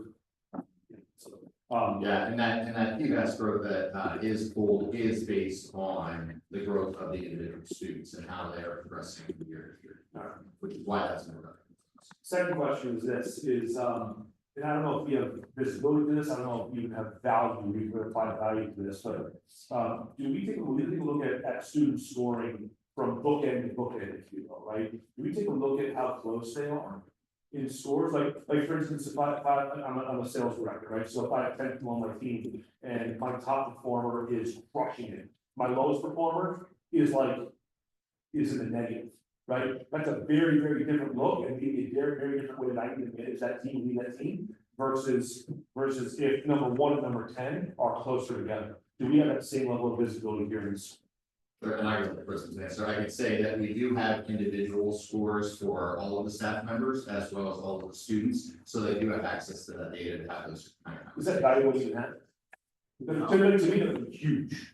No, I wouldn't look at my top performer and my bottom performer and look at the gap in between them. I mean, when you start looking at top performer and bottom performer, you're looking at a variety of different things depending on what that student.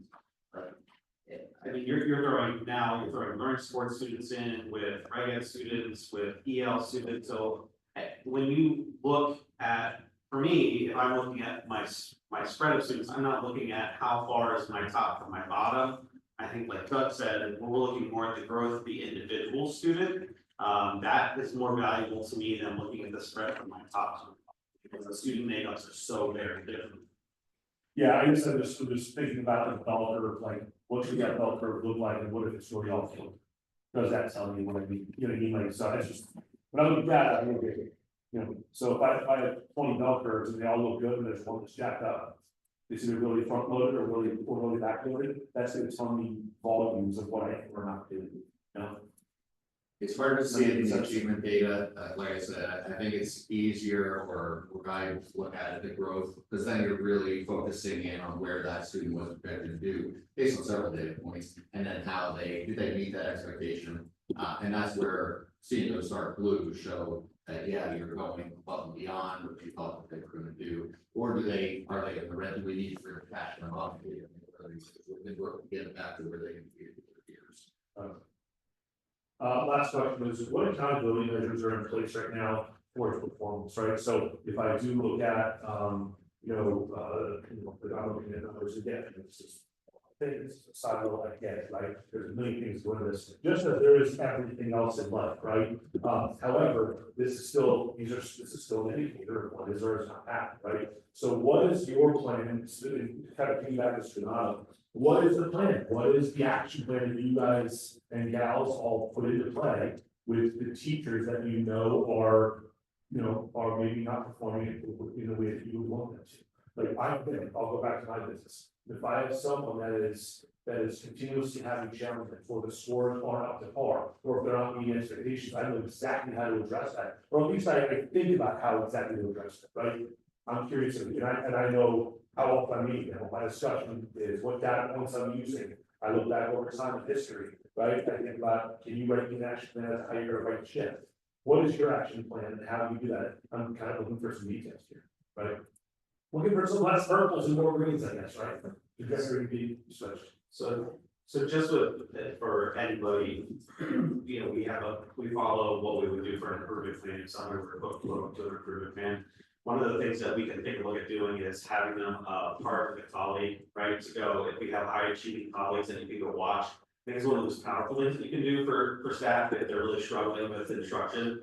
So go see a colleague, how are they teaching, how are they working with students, have them have that conversation about, what does it look like, what are you looking for when you're going to small groups, and how are you identifying students that need extra support. Also, I think having that conversation vertically across your building and having those conversations between grade levels, I think is also beneficial. If you're having a grade level that's struggling and then you have a grade level that's being very successful, go and talk to those people. What are they doing in math that is so impactful? I think another thing for us, is always doing those, doing observations, but that's part of it. If you're on an improvement plan, we've identified this as an area you need to do. We're constantly coaching you, and that's part of our role as an instructor coach of the building. It's being in those classrooms and helping people with those things. Ultimately, our goal is to help anybody who's struggling to improve. But we're also setting those benchmarks in an improvement plan where, we're looking for things to improve. If they're not, then taking next steps, and then we'll be working with, Doug staff on those next steps, but, ultimately, one of the things that, again, I'll go back to is that I think we have this year, moving forward, we have better data to be able to identify areas of struggle like that. One of the issues with this is that we get this now, we're getting it in May, and then we're armchair quarterbacking about what we could have done in the past. With what we have currently now, we're able to kind of intervene in the moment. We don't have to wait for this one test to come in, for them to calculate scores, and then take it back to us and go, okay, this is the area that was struggling 6 months ago. Now we're able to look at it once we have this benchmark out here mid-year and say, okay, we're seeing how kids are currently growing right now as we speak. It correlates with this. How are we going to adjust that moving forward?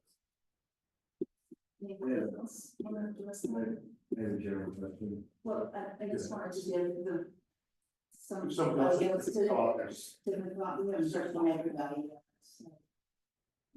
Everybody. The accountability and the key with all the teachers, when review their PVAC scores, how they group students, levels of proficiency, so. It's kind of similar to your sales discussion, we can't here's the business side of things, and this is our data, but at the same time, here's where you scored, here's where your students are at. From there, having some of those tough discussions, they're not the most fun discussions to have. Luckily, they were pretty good this year for us. So they're more on the positive and celebrating those things as well too. So we're not very good at celebrating as well either. We're very easy to pick out the things that we didn't do well. So yeah, we have those stuff one-on-one, accountability. I just finished them because we just got all of our data in. So we were able to finalize the revenue year evals and flow specific students and flow specific teachers, schools. So it's very much like you said, the sales. Hey, here's your numbers. Let's talk about that. So, I'll ask to follow up and at the risk of sounding insensitive or too sort of just like a jerk, which is fine. What value do you suppose, and I'm asking the speculative here, so it's really unfair, what level of value do you suppose your teachers put in these schools?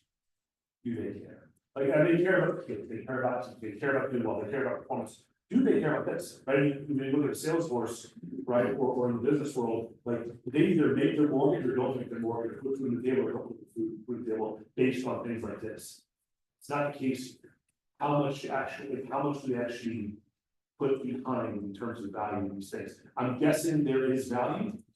Yeah. So, but I think there are vision, or growth, achievement, and success. It's the growth and achievement side. So they take pride. They want to be great teachers. So I would say that when I have those meetings, even people that are doing really well, they're like, man, I wish I would have gotten so and so here, so and so there. So I genuinely think they care and they want to do well, but at the same time, there's that success factor, right? That's what Ron talked about, really great people. They get along with others, right? Socially and emotionally need to be so. Not to discount that, they still care a lot about that for students, so they take great pride in when their students do well and their achievement. Unfortunately, it's a once done test, but it is a pretty valid test. So their scores do go in their evaluation every year. So individually, so if you are in a tested subject area, yeah, like we just finished filling all these out. So their evaluations aren't complete until this time of year because we wait for all their individual results to come back. So each individual teacher on their end of year evaluation that goes to the state, in that calculation goes their individual growth number and their individual achievement number. So how many students in your classroom were proficient or advanced? You get a calculated score that goes into your evaluation for that. And then your growth number as well. There's a calculated number, a 3-year rolling average of growth that goes into your evaluation. This, in addition to this building score. So the collective whole score counts towards your evaluation as well as your individual tested areas. So, question. I just want to, you were thinking on the air, because we haven't heard from you. No, other than, the building score then is part of every teacher's evaluation regardless of if they are in testing. So, everybody wants to see the school do well, in the district do well, because it is part of their end of year evaluation. But really, what does that evaluation get?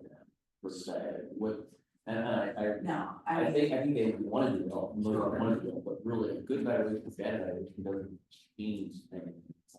Right, well, unless, or do they get moved if they get bad evaluation, they get career or something like that, is there consequences to that? No, no, so we're not moving teachers based on evaluation, however, if you come up as unsatisfactory, that triggers then the improvement. So those numbers do then ultimately impact that potential process. Okay, so can you speak to, I mean, I think fundamentally, especially in elementary school, it's about teacher and individual relationship with the students. My guess is, kids that are struggling get more time spent on them. And is that part of the discussion? I think those kids improving probably helps these scores a lot. Is that an ongoing discussion with you, principals, as well as teachers among teachers? Because it seems to me that's where a lot of progress is made, because teachers get to know those kids very well. And they see the ones that are not with it and probably affect these scores a lot. Do you feel that's happening? And maybe you speak to that? I see where you're coming from, but honestly, I think all of us would attest to this, that each student matters and every teacher knows every student. For instance, in our data meetings, we're not only looking at those that are below benchmark, but we're also looking at the growth that students are making. And we're also using other data such as like our second grade screener or special interest or gifted qualification. We're looking to see how we can stretch them as well. It goes back to that ladder and what rung they're on. So yes, more attention or more supports may need to be put into place for those that are below level in order to bridge that gap. But all students are getting what they need during what we refer to as their intervention blocks of time where we're setting specific goals for students. And in addition, during our instruction, during core instruction, there's so much differentiation going on. So it's not just that all the attention is given to those who may be below. And I'll add on to that, it's not just our teachers, it's our support staff as well. So an example today, I was working with a math tutor in the building. And the math tutor, I watched as that math tutors navigated small group instruction with some of the first graders. And we talked about what is our next step when our data comes in. We need to go back and look at the number sense inventory. How are they doing? And one of her sense of pride today was, Kim, I'm beginning to recognize that some of my students are ready to graduate out of my group, and now we're going to flex again. And that's exactly the types of conversations we have often, not only with the teachers, but also the support staff members who directly follow the lead of the key teacher. So just to piggyback again, what you just said, because it reminds me to celebrate as well, the power of teaming, all students all together all the time. And we have 5 building aides in our buildings. Some of us, we need to hire them as well, in addition to ourselves. But we're empowering them. They do supervise their students during lunch and recess, but we want to empower them to support students academically. And oftentimes you might think, okay, well, those students are the ones who are going to be pulled out to work with, someone. Well, these are not certified teachers. But we can train them to support students and to facilitate book discussions and book groups and stretch them using text that's more rigorous and during their intervention. So our building aides are also with the support of our IST, our reading team, myself, we are all supporting them and empowering them to help students as well during intervention. It really does take a village. Can I just add one more point to that? Let's take it even a little further beyond our support staff. So I think in many of our cases, we have peer buddies, or in my case, we call them ambassadors. And first thing in the morning, they have students they go and directly work with, whether that's working on their math facts, whether that's working, listening to their little buddy read. It is totally a collaborative, powerful entity when you watch it all come together. It's beautiful to watch, and I think we all love to continue to come see what we do, because it is taking everybody. I was gonna say the exact same thing you said, I was doing with my son, and he sees that community, and the kids become part of that community. And it's not just the adults telling them, instructing them, but it is them being part of that community and how important that is. So I think that's strong. I have two questions. I don't care which, sorry, I'd like to ask more difficult questions. One thing that seems to be common when you look at our growth scores, fifth grade does not do well for most every building. So what are we doing about that? Because that seems to be a general thing. It's not just, everybody has bad years. And the second thing is the transition to seventh grade. Our seventh graders do not do well. I will say, and I've heard this because I go around the first day of school, and I don't think Mr. Boberski mind me sharing this. I've heard this as a parent. We're going to prepare you for middle school. Well, looking at those scores, it doesn't, first of all, I think that's wrong because they're in sixth grade. They should be being prepared to be in sixth grade. And to be honest, and I'm going to say this to the middle school principals because I hear this coming in, we're going to prepare you for the high school. These are seventh graders that come in and have no clue what is going on. And I hear teachers say, we're going to prepare you for high school almost from day one in seventh grade. So maybe you can't give me an answer, but at least for the fifth grade part, what are we doing? Because the growth scores don't look that good consistently for fifth grade. I know I asked the difficult questions. Mr. Hoffman and I were actually, we all did a PBAS workshop through the state. Yes. I think it's their, The PBAS, okay. So one of the things that you can actually see when you go into PBAS on our end is that you can see the state scores, and you can see all the buildings. There's little scatter plots that have the state scores of all the buildings in the state. And it's funny that when you toggle from fourth to fifth to sixth, it literally goes fourth, fifth, sixth, and you can see the entire state shift. And so it is definitely those assessments, ELA and math in fifth grade, for whatever reason it is, tend to be more difficult than the other two.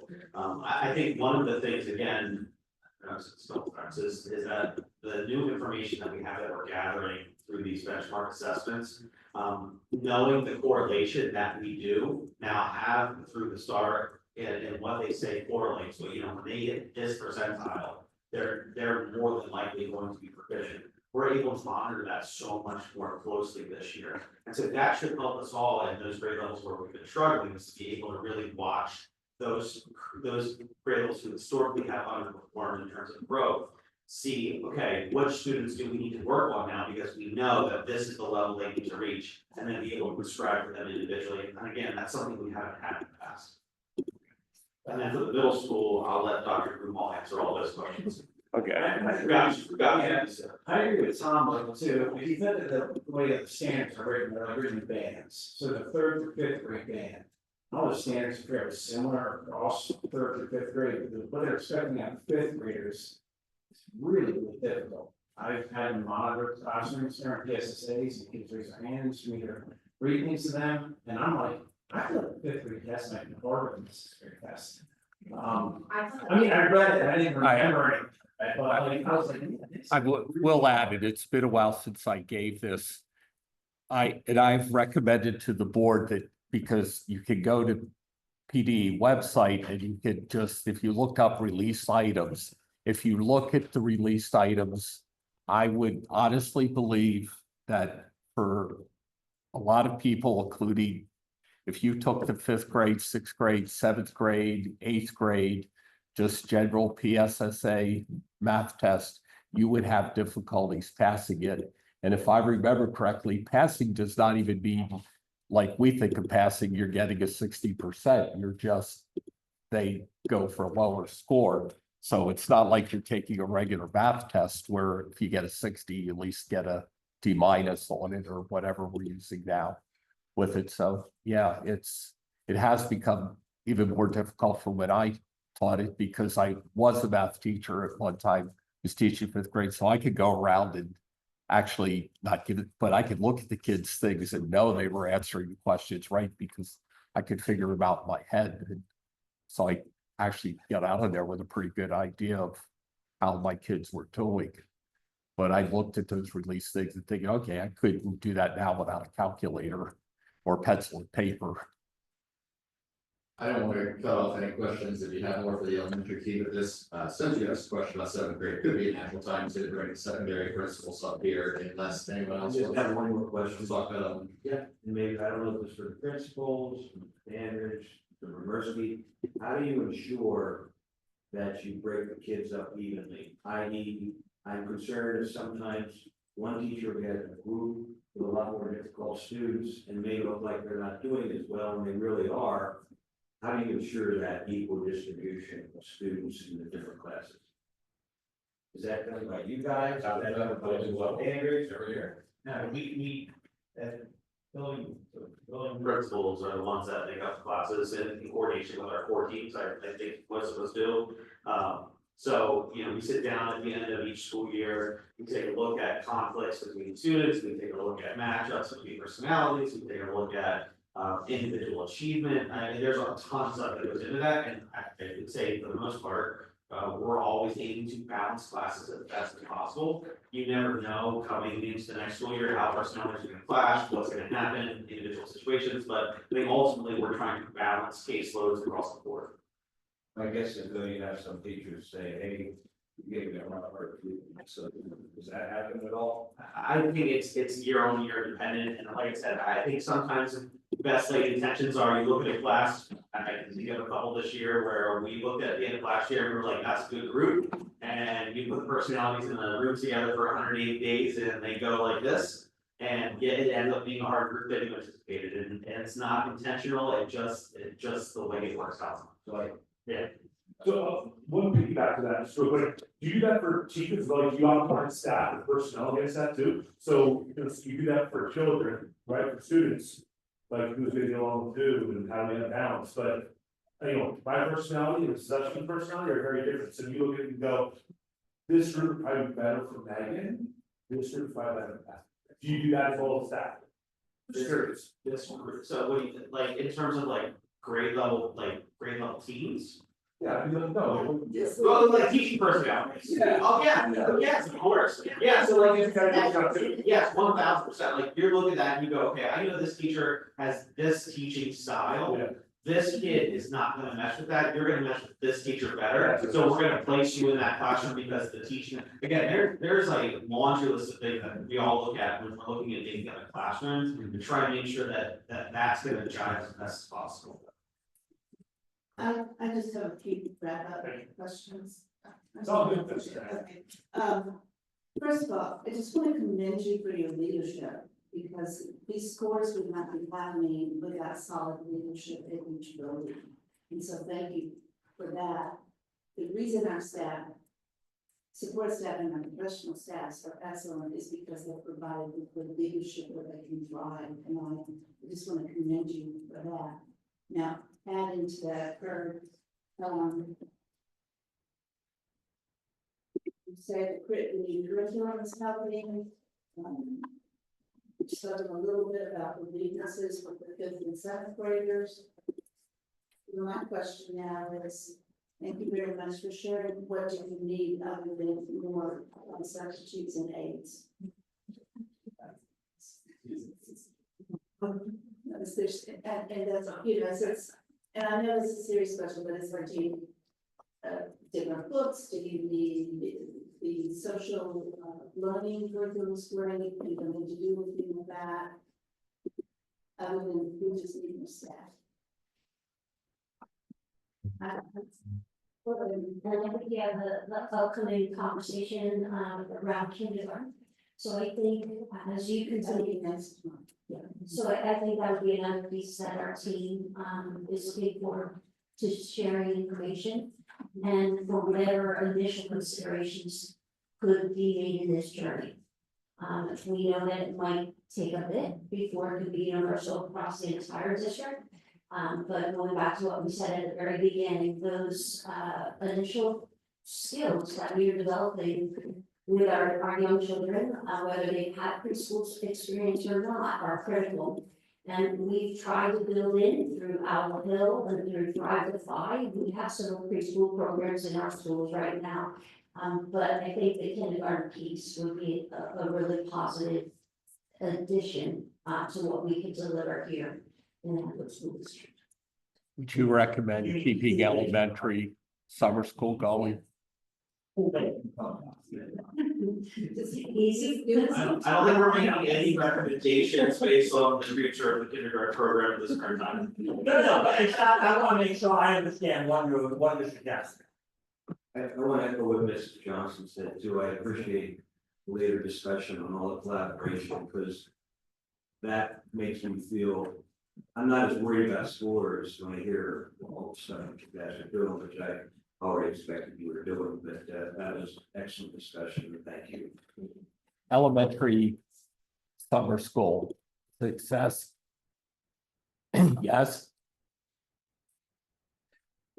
I would refer to our previous presentation that Mr. Hoffman and I did. Yes, we do like summer school. Okay. It's good. So the feeling would be keep it going. Yes, please, more kids, that'd be great. Okay. Mr. Kennedy, did you have something else? No.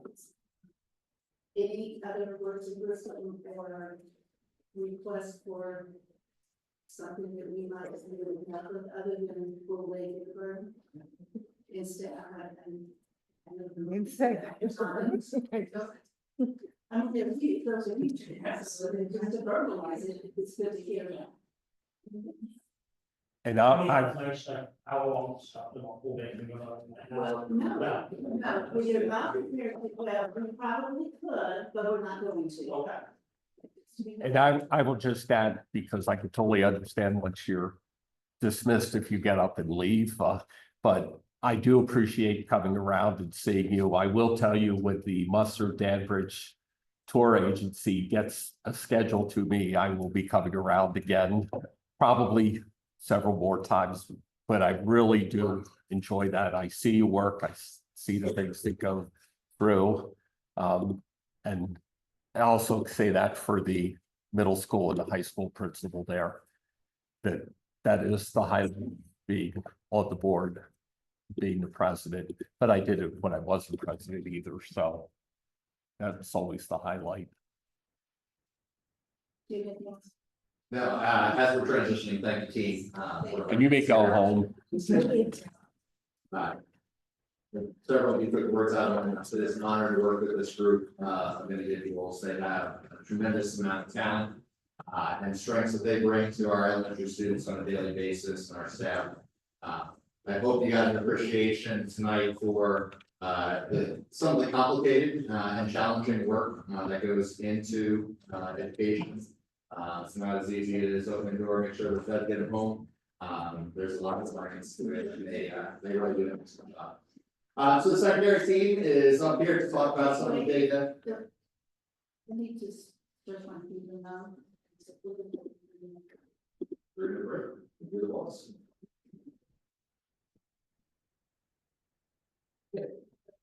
You can start your program.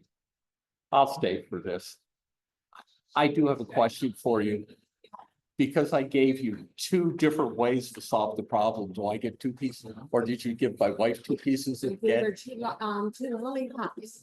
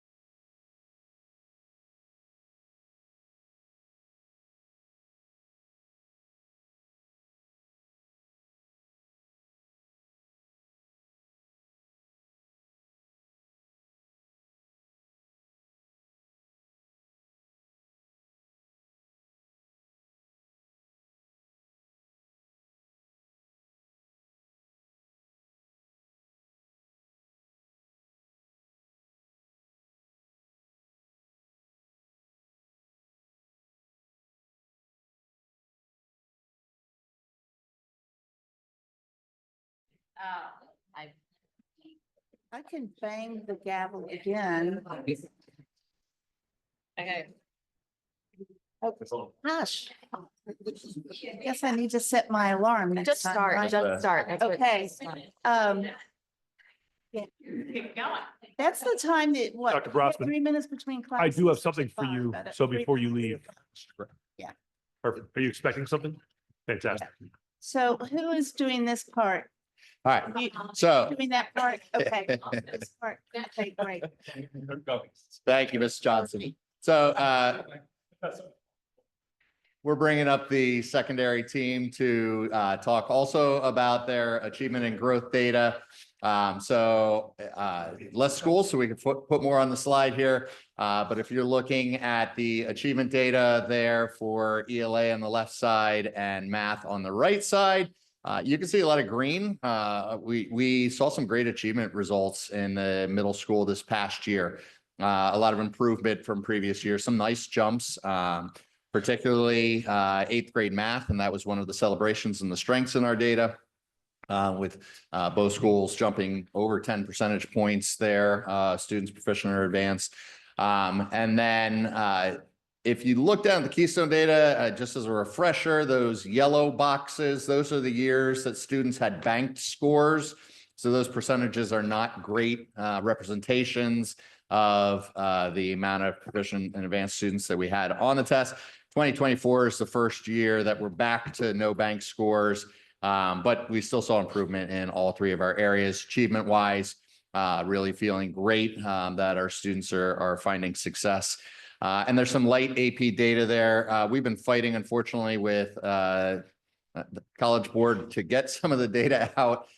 It was a struggle today, but we were able to pull some of the data, just demonstrating that the amount of students taking AP tests continues to increase across the district. The number of seats and the number of actual tests given have grown pretty steadily. So principals will talk about that in just a moment. And then you can see some red here, some of the growth data that we've been talking about, some of those transition years in particular, and really just trying to dig into how we can find some better results there. Those math scores, growth scores are an area that we've been trying to wrap our head around. We tried a couple things last year. You'll see in our instructional priorities, that's where some of our targets are going to be. And some really nice growth there, particularly in 8th grade. Our Keystone growth continues to be dark blue in algebra and biology, and the literature one is one that we've been asking questions about. So with that, just to sort of set the stage a little bit, I'm going to turn it over to our middle school and high school principals to share about what they are seeing in the building. So, Go young to old young. Good looking first. I meant by the age of the students, not by. You guys. Well, I'm just gonna go first. I don't know All what right. it's all about. I'm gonna go back, Doug, just to highlight something. 7th grade data, I agree. We're in the right. Can you go back to the page where it shows where we rank in the IU? I'll go back to our building scores. Building scores, yeah? Oh, wait, there we go. So if you take a look at middle school, our average was 70.11, right? Or that's the IU. That's the IU. average. We're higher than the IU average, and we're 4th in the IU. So although you're seeing a lot of red up there, we're 4th in the IU. We're doing pretty good. 7th grade math, we're completely red, both schools. Our students in 6th grade, they have 75 to 90 minutes of math instruction in elementary school each day. 75 to 90 minutes each day. They come to middle school, they get 46 minutes of math in 7th grade and 8th grade. So there's that transition from elementary where they're getting that much time. We're spending a lot less time, and in elementary, they have a 30-minute win period. Our math scores are lower than ELA, but we have a double period of ELA. We have twice the number of ELA teachers, and we have a full-time ELA interventionist. Our math scores have been lower than ELA since I've been here, but we do not have a full-time math teacher, and we have a single period of math instruction. And this is question. That, Dr. Mumo, that's very helpful. But why aren't we changing that then? If that's an issue, I mean, it sounds like it might well be. Why haven't we changed it? Money. To But- teach a double period, we need twice the amount of teachers. Are we willing as a district to invest and double the number of math teachers at the middle school? I have to ask this question, though. If you go back to chart 7 Chart, help me out. or page 7. 7? Yeah, I'm sorry. sorry. Yeah, Went the that wrong way. looks like the number at the bottom. All right. The one that has all the growth over time, that one. If you look at ELA, for the last 3 years, we've either been well below or below, and we have a double period. I was going to ask this question with Mrs. Dicey brought this up at one thing. We've been sick, we've been below growth with that, so I'm not really corresponding that those double periods of ELA are really healthy. And that is for both schools, correct? Correct. Yeah. I'm assuming, yeah, that would be. I think it looks a little bit better. Not, yeah. The other thing is if, CMS. But that's one thing. What are we doing about it, right? That's what you want to know. What are we trying? And I taught math. I was a math supervisor. I'm looking at assessments this year. It's our second year of using this curriculum, the second year, not a curriculum, but the second year of using this resource, right? The textbook. I'm looking at all the assessments. I'm trying to make sure that everything that's on the assessments align to an eligible content. I'm trying to make sure that all the eligible contents are covered. My math teachers in 7th grade saw that LMS math teachers did slightly better than us last year. They talked, they collaborated. They found out that LMS teachers implemented a spiral review every day. So we, at Centerville Middle School in 7th grade math, are doing a daily spiral review. Enlighten me what that is. So, right now, we are, learning about percent. I think, maybe around there, in 7th grade. But we've already learned about proportions, and we already learned about positive and negative numbers and operations. So every day, for the first 5 minutes, they get about 2 or 3 problems of things that they saw back in September or October. Okay, yeah. Right, and we'll keep doing that all year long. Okay. But also the 7th grade math team are taking the assessments and adding a question from previous units on each assessment. Just so that we're not forgetting about what we've learned in the past. I do a Moodle Math Minute Monday, just every Monday I get on the announcements and I do a word problem with our students. But here's my follow-up question. This is more for middle school with this. We heard Mr. Kramer say that he reviews data with them when there's substitutes there. I'm not sure, I'll ask Dr. Brosman later how they go about reviewing data, but you have, the middle school teachers have team planning time every day of the cycle. So they basically have 42, 45 minutes built in. Are you using that opportunity to work on, even if it's just with the math teacher on a particular team or an ELA teacher to discuss data and do that kind of stuff? I know they do other things, because again, I did teach middle, but they're not always doing something, because I have to admit, I have to say, I came into a parent conference for my daughter and they were sort of like shocked that a parent appeared. So I can't believe they're having parent conferences all the time with it. So I guess my question is, are we utilizing the time that's available in the middle school, particularly with the 7th grade, for both ELA and math, to work with them to get the It's- scores? It's a fair question. And if my math is wrong on this, please tell me it's wrong. But yeah, at the middle school level, again, I could be off with this, but if my math is right, there's 146 minutes per day of unaccounted time per teacher, right? When you take out instruction time, planning time, and lunch. 146. So you're talking about almost 2.5 hours worth of, so to Mr. Donato's point, I think it's a fair question. There's a lot of minutes in those days. Again, unless my math is incorrect on that. It's a lot of time. So, I'm relatively new to this role. I'm relatively new to the district. I think that because of that, I can speak more philosophically, right? And I want to be careful not to say too many things without knowing historically how we get places. I agree tremendously with you. I think team meetings has been a focus of our time, of my time here over the last 2.5 years. There's a lot of time there to drive PLCs, time for staff to work together, compare data, get them together across different teams, different content areas, and get our 7th grade together with our 8th grade. I think that data matters tremendously. I'm a science guy. That was my background. I think if you look at data and you set it aside and try and explain it away, more importantly, it's to understand it. Sometimes it's the best you can do. Sometimes there's better you can do.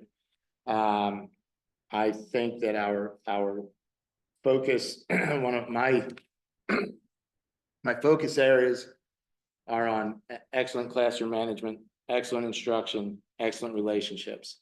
I think we tinker a lot in education with double periods, not double periods, changing the schedule, changing a lot of things, and those things can have an impact. But I really do think the time that we have together to spend talking about what excellent instruction looks like. So like engagement of students, are they active? Are they paying attention? Is, I think that some of the results we get, and what's hard is they keep changing the standardized test, right? But it would be great to look back 10 years ago to the exact same standardized test and see whether a single block teacher who was great achievement and growth, if that teacher with a double period, if it would change that. I think that excellent teaching can cover a lot of the things we're looking at. So the team meeting time you're asking about, I think, is a tremendous focus. We meet each Friday morning and every other Friday morning and eat breakfast. We try to. It's part of our conversations together is how do we use the time we have together and what are we seeing working at the 2 buildings. And so we've probably met about 6 times this year, and that's a part of our conversations. I think you bring up a good point because I know, so I think the 7th and 8th grade is a tough transition. We know that, they're just in life, kids in life. Sometimes the more time you spend doing something, the less you remember because you need that break. Science has showed that, you need 20 minutes is what I'm getting, right? So I think it's more about being creative of how and good instructional, right? Because if you do double period mathematically, you have the same amount of minutes in a day. So you're giving something up. And the other thing is you have the same amount of teachers. So it's balance, right? So I think the good instruction is where it is, and looking at ways that we can maybe make the transition from 6th to 7th better, right? There's ways, maybe 6 needs to change a little bit, tweak it. I don't know, but it is a tough time in people's lives. I mean, that is the honest, big part. Any ideas I'd love to hear? I think sitting around, at least 3 of you around this table have a 7th grader this year. What are your kids saying that they need, right?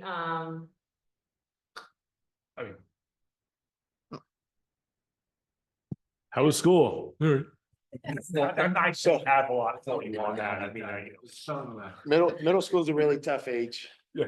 I know that we have a lot of supports at the elementary level, and when they come to middle school that first year, just the moving parts, the ability to have the same amount of supports is challenging, but not insurmountable.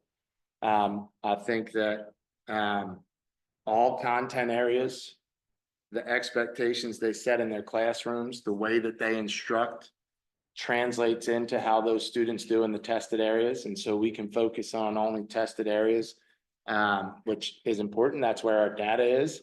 But we also know that how the tech ed teacher, the expectations they set for behavior and learning, the expectation of how serious do we take the minutes we have together in class, and the time that they do that in social studies, and in art and in music and in phys ed. All of those translate into what does that student look like when they show up in the ELA classroom? Do they take learning seriously? Are they ready to learn? Do they understand what good work ethic looks like? And so if we use our time to have conversations with staff about what excellent instruction looks like in every classroom, and those are things that honestly to write on a piece of paper and say this is going to lead to better results is really challenging, because how do you prove that? That's an opinion. I've seen it work over and over again. And so, to me, I think our best use of time is to spend time talking about what excellent instruction looks like. More engaged kids leads to less behavioral issues, the less fights, the less drama, the less social media, all those things. The more focus on school, kids can show up, they feel cared for, and they're not worried about whether they are. And we take care of so many things. Our staff do a great job. My kids show up and they're cared for. So I think to me, it's the instructional piece. And I think we're doing a lot of talking about that together and using the team meetings. That's a big part of that. I agree with this.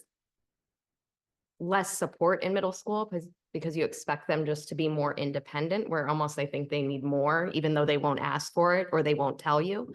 I know I go and help during flex with the interventionist at CMS, just asking for parents. Sergeant Brown, a new hire, came and he was working with kids, and it's on just the let's catch you up. What missing work did you not turn in? What are your grades? What's the class we're going to focus on? And just needing that one-on-one attention or small group attention, like someone who will just sit down with you and make you do it and hold you accountable, which is really hard when they need it individually and there's not enough adults to go around. But I see it happening, which is really great with the time you have and the people you have. So I liked what you said. It's challenging, but not insurmountable. Yeah. It's good. I like that. I wrote it. If you're asking me as a parent of a seventh grader, I think they do go from elementary where there is a lot of interventions and things to less in the middle school, which that makes things difficult. But also I'll go back to, I heard this, sorry, at LMS, we're going to prepare you for high school. That, yes, that should be part of it, but maybe at the end of 8th grade, not in 7th grade. And I'm sure that goes on in the other buildings. Also, they're coming in from, even though the 6th grade teacher is allowed to be a little more independent, to be independent all at once, and who is showing them how to handle the independence and how to do that thing. They just come in and, you're independent now. Part of that is, I know in high school, which seems to be helping, but the 9th graders go in, you transition them, you work with them in 9th grade, which I'm sure is helping them when they get to be 10th, 11th, and 12th. But I'm sorry, but to me, as a parent, and from what I see, you're just sort of thrown into middle school as a student, and who is helping them make the transition? That's one of the, you can't assume after going over the rules after a week that a mind that has been, is basically still a kid, knows what to do with it. No, I would agree with that. There's a big transition, and it goes back to the education stuff too. Like, they are responsible to do a lot more on their own, and no holding hands, things like that. It's black and white from elementary school to middle school. And maybe there needs to be more blended. Maybe 6th grade needs to have more freedom. I don't know if there's a way to step it up, but we kind of go from a crawl to a run and forget the walk stage. And I definitely see that in that. We're much more aligned, I think, to high school. That transition from 6th to 7th, I think, is the biggest thing. But the thing is about 7th and 8th grade, eighth grade maybe a little bit, but their brains and their thought process of maturity isn't ready for high school. So that's why there needs to be, I think there needs to be more of I think there's a Overall- big range in middle school. there is. Big range, like you see it even more. Cause I can think of a middle schooler who's like, sign me up for ninth grade. You know, there's, it's a big span in just 2 years of every kind of development, I would say. Physical, emotional, social, academically.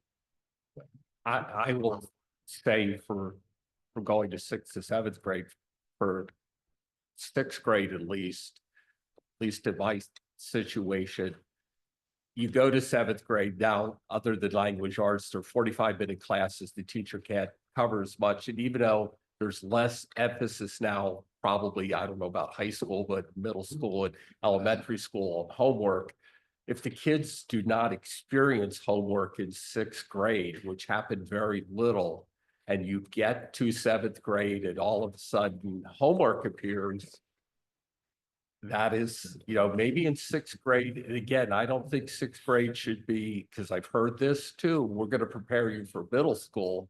That's not right either, but again, maybe at the end of 6th grade, which I know is probably a little more frustrating for the teachers, but maybe some explanation you are going to be, you can't handle that, but that's part of the transition too.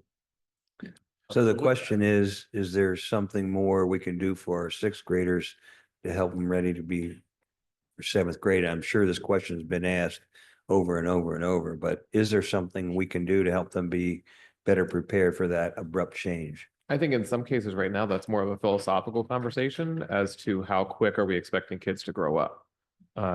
And at what point kind of is that transition? But I think, Mr. Donato, to your point, how are we helping kids through that process and not just expecting? I know when kids at the beginning of the year, working with teachers, working with students, you're teaching expectations, you're teaching what you expect to see, how to do it, what it looks like, what it sounds like. You spend that time practicing that, and then you kind of ease into that. And then you typically see that happen again in January after a break. Same kind of questions and kind of thinking like, what does that look like in terms of some of those executive functioning skills, in terms of organization, study. I mean, that's when I cringe a lot, and study for the test, but are we teaching kids how to study? What are those study skills? What are those practices? Are we modeling it, reinforcing it, expecting it, giving time to practice it? I think that's kind of the conversation that Having an adult there guide them through it, because maybe there's not someone at home and they can't do it by themselves. I think that's kind of that conversation that I think we need to engage in terms of what does that look like from, the educational system, and we can't just expect today that when the kids go home, there is going to be someone at home who is able to help in the moment they need the help. And so how do we start to develop those skills and not just expect it? I think those are much more broader conversations to have. But I think it is important, and Dr. Dandridge has talked about this. There is, when you look historically, if you go diagonally, so for example, if you go 2022 math, 6th grade, dark blue, a lot of growth. 2023, 7th grade, red. 2024, 8th grade, blue. You see that rebound, in a sense, effect. So what is it? I think we need to dig deeper. And I think it does start with the conversations. It starts with exploring and trying to figure out, is it curriculum? That's something we've started already trying to tackle. Then you started hearing conversations around instruction. What does that instruction look like? We also have to have conversations around engagement in the classroom, which I know both Dr. Mumma and Mr. Cox are talking about. Like, what does that actually look like? What do we want to see? You go through those pieces, then now we're talking about the learner. But we have to make sure we're doing our due diligence on curriculum, instruction, and the environment. And without me saying it, those are things that you heard just recently repeated. You look at, what are we doing? Do we have a solidly aligned curriculum? Are we aware of the eligible content? Our teachers understand it. They're able to teach it. They're able to teach it well. And do we have the programs to support that? We can say yes to all of those, then we start looking at, okay, what do we need to do for the learner? But I think those are those three important pieces that they're starting to work on, is trying to figure out. Let's hone in on that before we start tackling that last piece. Can I throw one thing out too? To what level of value do you put support at home? Right? Like, so, you know, and then there, to Mrs. Eshelman's point, there's not every student has a mom and a dad or older sibling or an aunt or an uncle or someone that can help them with schoolwork. But is that valuable when they have somebody, it's a support system at home to help them with things? Because I don't expect, I mean, listen, I mean, like, there's a lot of people out there that say, nope, they go to school for 7.5 hours. That's where they get everything. I don't really subscribe to that. I think it's, there's more to it than what they learn in the 7 hours at home, or at school rather. They've got to have something at home, no? So our students, many of our students at the middle school still need a lot of support at home. Mhm. They do. Where we do not assign a lot of homework, but when we do assign homework, there's some students who have a hard time getting started or are motivated to do their homework or distracted by social interaction from others. So those students who do have a parent that'll just even sit next to them. Sometimes it's just the presence and the proximity. The students do benefit. Opinion. No, I appreciate your opinion. There's a reason I'm asking. And of course, you know, I'm probably going to have a follow-up to that. So I had to preface with that question first. The reason I ask is because with the 4 kids I have, 2 are in, you know, one's in high school now, been through middle school. Obviously, as you know, 1 is in 7th grade, 2 are in elementary. And I can tell you, number one, I would say that my 2 older ones got more homework. So to your point, Mr. Donato, got more homework in elementary school than they did in middle school. Number 1, right? Number 2, I will tell you, maybe this is an area of opportunity. Maybe it's not. You tell me. I don't know. As a parent speaking, I can tell you K through 6 what's going on in my kids' school day to day. What are they doing? What are they learning? I couldn't. If you paid me right now, I feel so disconnected to what's happening with my middle schooler. Like it's not even close. I mean, do you know that not this year? I've heard from you as the principal more than I've heard from any of my son's teachers combined. Yeah, I would. Like that's a problem for me. Yeah. And that's an area of opportunity. So we look at 7th grade scoring and we could say, oh, it's a transition year. Maybe it is, maybe it's not. But in a transition year, there should be more. That should be ramped up a notch, no? So just again, maybe an area of opportunity. I think it could be. We did hear from my son's learning support teacher, Dale. Great, fantastic. A few weeks ago, awesome. That's it. See, I have a different experience. I've gotten personal phone calls about my child, and then my child says, they do that for everybody, mom. Like she doesn't even she's like, they do that for everybody. They, you know, and I think it probably takes a lot longer because the amount of students they have. I mean, I'm thinking my daughter's class, how many students are in her math class? It's 30 plus.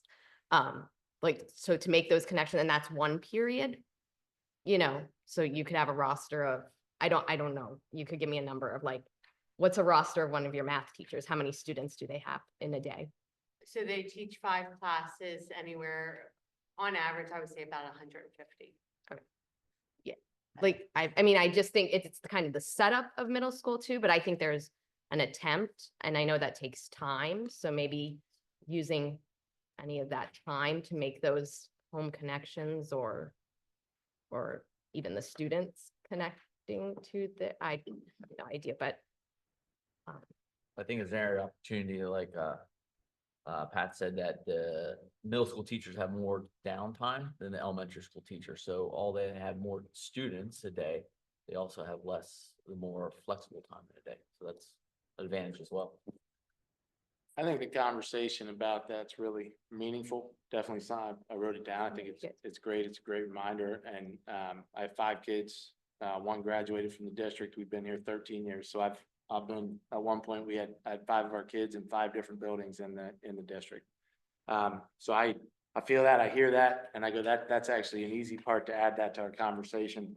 I think the question about home for me is tough because I agree, obviously, the more support you have, the better you do.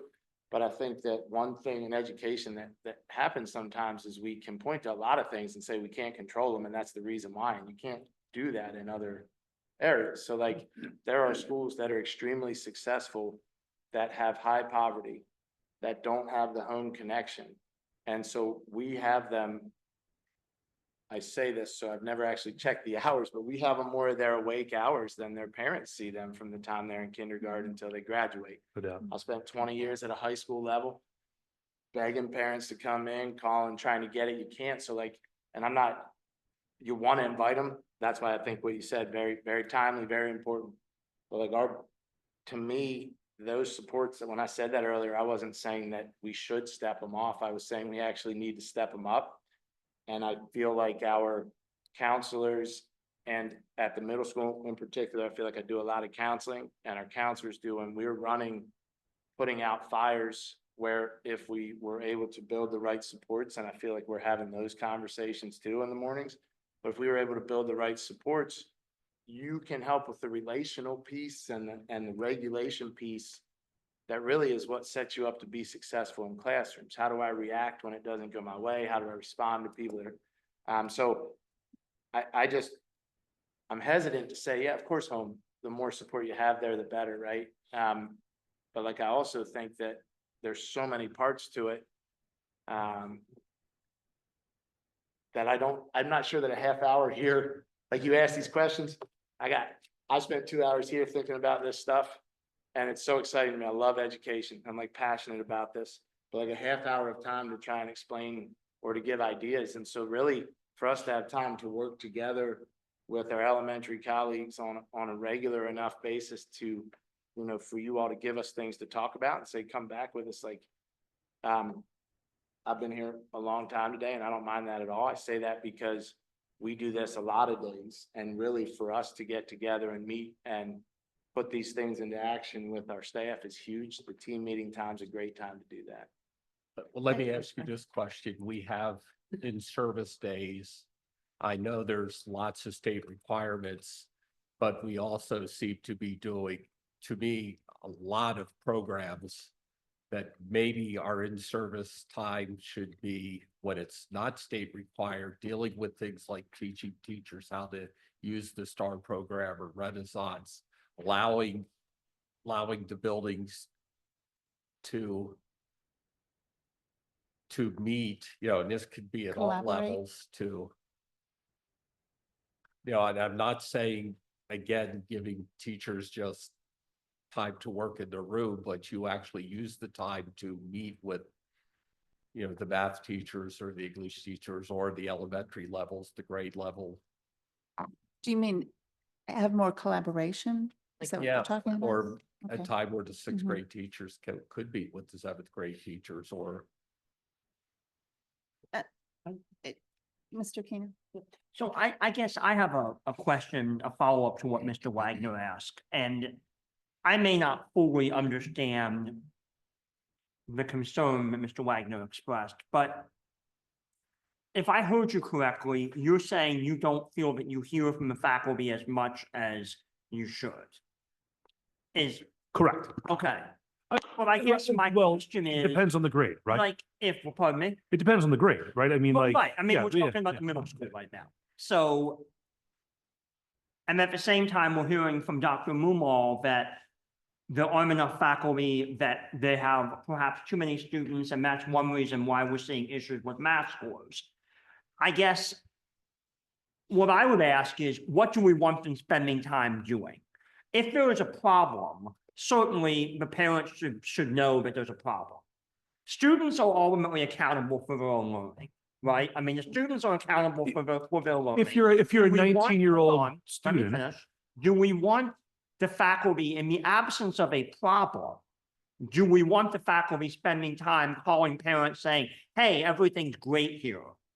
Or is that not what you're saying? Because personally, I'd rather them spend their time on pedagogical things and working with students who are falling behind and coming up with maybe other ways to keep parents informed. But maybe I'm not understanding the concern that you're raising. I've been sitting here trying to remember I must have been in the 7th and 8th grade fog because I have 5 kids. And I can't remember very much about those years at all. It's a It quick goes fast. 2 years. It right? is, and we also moved several times during during those years. There is one thing that I do know is where did they go? They went to Landisville. I couldn't even remember which school they went to They for a went to minute. Landisville. Well, some of them went to Centerville and some of them went to Landisville. What did happen was when I called the counselor's office about scheduling, I got a response. When one of my children went to the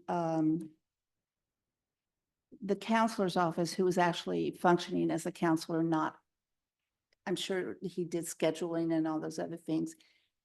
I received a phone call about that situation and was invited to come in, and I went in, and I cannot tell you. I'm not going to go into details right now, but that was a turning point for that particular child, a positive turning point. But my impression and just listening to this conversation, realizing, if I'm in a fog about it, those poor 7th and 8th graders, but my initial thoughts were, why are there so many kids in the math classes? No wonder maybe their scores aren't good, because you said they were like over 30 and you indicated maybe that many as well, 5 sessions, around 100 to maybe 150. That's a lot of kids to teach math because they're not high school and they're not college yet for that, large group instruction. I'm just speaking from my own opinion. The other We actually thing. said 125, I'm sorry. Okay. 125. Okay. So. We asked about 25. That's the same size of, that's the same size of elementary, pretty much, correct?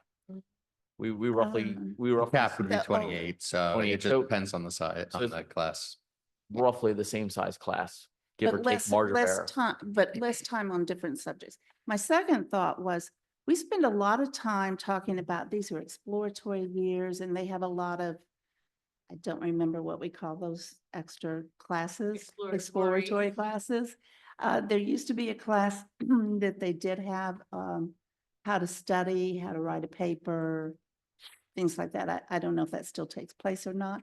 So, and we've talked about scheduling, and my thought was, do we put too much stuff in their schedule?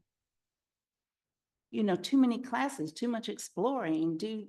Is it a good balance? Are they actually having enough time to interact and develop relationships with their core teachers? And I'm not dissing, because, I love the arts and, and we need physical education. And so those are more my questions in a practical, what's a practical solution here? And the other thing is, we can only control what we can control. We cannot control parents coming to conferences or not, or coming to the concerts or whatever. Teachers, occasional contacts, touch points with their students' parents. I think that's a good idea. Do you need to call them every week, every quarter? Not necessarily. Nope. But I did get a call. That is one thing I remember from my 7th grader years, my oldest one, years ago. I got a call from a teacher who said, she is delightful. I love having her in my class. And I said, wow, thank you so much. Good night. I mean, it was like that. So I can't even tell you what that teacher looked like. I can't tell you anything about that teacher, not today, and I didn't know then, but I had that touch point. So that's a possibility. That's something that you can control. So I'm just talking about things just off the top of my head. Listening, and we're talking about transition, basically from childhood to teenage years, that they are not, if their scores are an indicator, they're not navigating that very well in that first year in middle school. I feel, we definitely have had so many discussions as a district about making contact home. each team keeps a spreadsheet of all the kids on the team and who's made contact on what date. And we do work to try to make sure each parent has been touched, called at least once. I am concerned that maybe we're a little behind this year. Our teachers were working to the rule. I'm not sure if we were making as many phone calls this year. Making phone calls a lot of times does happen after hours, and. Well, you've got to call when the parents are at home, Right, or there's no point calling. right. Leave them, or you email them. Well, it's. Or you You don't have to yes, that's call me true at- too. Yeah, I mean, But also you're like, is it too much? Our kids in elementary school have one main teacher, right? And they'll often maybe go to a different teacher for maybe math or English in sixth grade. They come to us, they have a homeroom teacher. They're there 7 periods. And one of those periods on an odd day, they have a different teacher than on an even day of the cycle. And then we have flats. And so our kiddos can see more than 7 different teachers in a day in the middle school. When they go to the high school, there is block scheduling where they have 4 periods. Now that so there is more to navigate. I would Is imagine. that a good idea? Yeah, That's what I'm asking. And that's a huge. I'm kind of, I don't know the answer to this. Is that a requirement? Is that mandated? Is that the best practice? Or is there other options out there? So I actually can jump in on this one because I think part of the challenge with education as a whole is in education, we expect change until we have to change. And part of the problem in education is it's when you look at things like certifications, that's a perfect example. At an elementary level, someone with a K-6 certification can teach a class and teach every subject in that class. And the historical context of secondary education is very subject matter specific. Therefore, every teacher 7th through 12th grade has a subject specific certification. So if you are a math certified teacher in grade 7 to 12, you can only teach math. Can't teach anything else in the middle school. And so when you look at that historical context, if we want to start having the broader philosophical conversation around what should education look like, and if we're expecting kids to grow up too fast and the support's not there, you have to look at the system. Right. And in order to change that system, you have to change it at a state and federal level. Looking at certifications, we've been asking for this for a long time to get certifications changed, to start to shift what teachers can and can't teach and get a broader sense of starting to have teachers with kids more time. When Dr. Milhouse correct, at the elementary level, 90 minutes is what they strive to get for math. And then they go to 7th grade and they get 46. That's a huge shift. You also look at, you have students in the middle school who are in a class and focusing on algebra 1, part A, and then part B, and they're technically, even though they're doing it, they're not getting the in-depth 7th and 8th grade standards that they're still required to be tested on, which doesn't make sense because they pass the Keystone exam at a proficient, and mostly our 7th or our 8th graders, when they take it, pass it at the advanced level. And so when you look at some of that, that's more fundamental issues with just education at large. So that's where we need to start having the broader conversation, because we are limited in terms of certifications and what we can do. Now, can we work around that? Sure. But what does that mean? That means that everything we all know in terms of education today is going to look different. And I'm going to ask you as a board, when we look to change things, it's not often favorable when it's changed when people don't have that prior experience with it. There's a fear for that. And so they, in a sense, fight to keep it how it was, because they want kids to have those experiences. They want kids to have what we had and what generations before us had. So that's really the push and pull here in terms of when you look at middle level education, because we do force kids to grow up way too fast.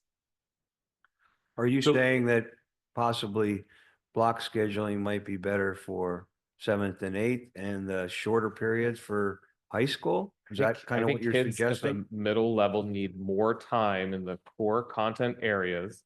They also need broader other, things like art, music, and phys ed. But we have to try and pack it all in because of, as you heard Dr. Decker say, you have those grade spans of standards that we're required to make sure we're completing by the end of that grade span.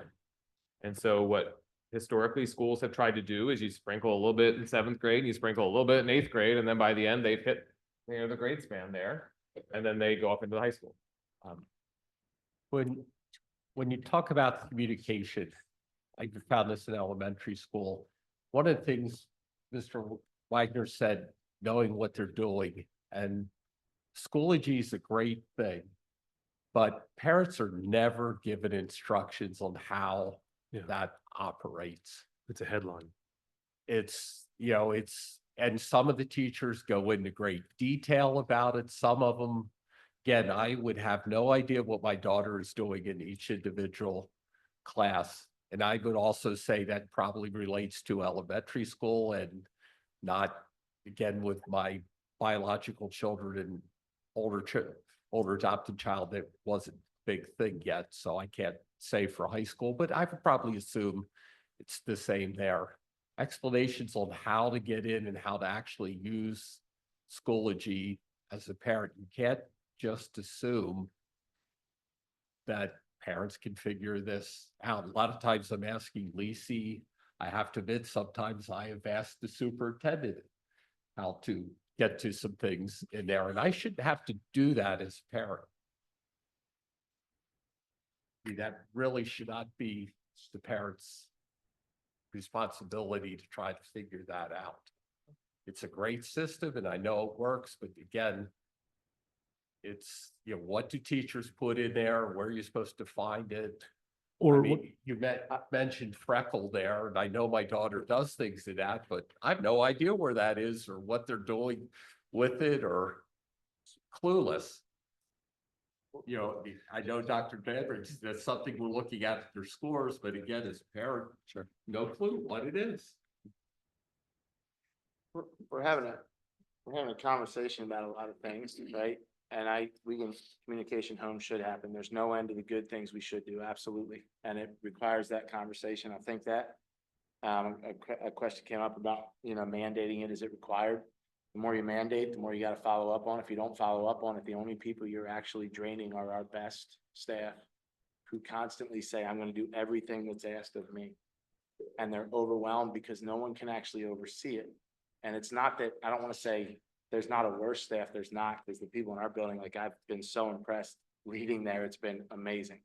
But I mean, like, if you're looking at achievement and growth, the more that we put on their plate, that we make them document and paperwork and fill out, and then if they put the names of the people they called, do you actually follow up with that person and make sure they called them? Like, there's a lot of paper pushing that can say things are happening that aren't. I can write that I'm doing all sorts of things during team time. In fact, I have a 6-day agenda from each of the last 2 years for their cycles that I could give you and say, here's what we're doing. I'm well aware that we're not, because I'm not fully implementing. We're having those discussions, we're working toward it, because I actually have to be there to make that happen. If we look at the communication in Schoology, I've heard a lot, we communicate really well. I'm gonna speak as a parent for just a minute. When I look at my email at night, I have Schoology messages telling me what things are overdue, what's passed. I have messages from Power School telling me whether or not grades are updated, and then I might have a parent email here and there, and it's so much. Yeah, it's all there, but it's so much. And for me to know how to look at my kids' homework in their one class, during COVID is when I really realized how little I know about what they're doing. So I feel that part of it too. And the more we push towards digital learning and no papers and no books and nothing going home, the more that we're also putting in the hands of kids things that are distracting to them outside of school. And I would be interested, and I'm not saying move away from it, I just think there's so much to this conversation that, we can communicate better home and we can make those things clear. I can put directions for Schoology.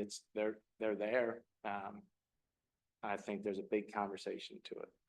Yeah, just to be clear, I'm not asking for the world in my comments, right? I'm not asking for an email or a phone call every week or every 2 days or every 3 weeks, whatever. I'm not asking for that. What I'm asking for is if there's, so to answer your question, number one, do I believe that a student, how did you put it? A student is responsible for their own learning experience? To a certain extent. When they're 12, no. Right? When they're 19, yeah, you're on your own, pal. Right? Like, you know what I mean? Like this is, you know what I mean? So maybe not on your own, but you know what I mean? Like, but there's a very different need. I'm not, and I don't have like a degree in like child development, right? But yeah, no question about it. Like, I'm not going to let my 12 or 13-year-old seventh grader just go out and be like, all right, good luck, take care, and never follow up or never want follow up, right? I'm not asking for something that's all the time. However, I'll give you one example. And maybe this is on the student, maybe it's on me, maybe it's on, I don't know. But I mean, if I went into my son's Schoology right now, I can point out a number of different assignments that are due, and in some cases that are overdue dating back to October. Have we gotten one phone call about it, one email about it? Not a thing. Now, can we reach out to the teacher? Of course, absolutely we can. Those are the instances where I'm looking for some communication. My first question is, how in the world is he passing? We're 9 weeks after that task was due, and he's still passing the course. And never once was a comment. So I think that's what I'm looking for. I'm not looking for the ongoing, like, repetitive helicopter parent style.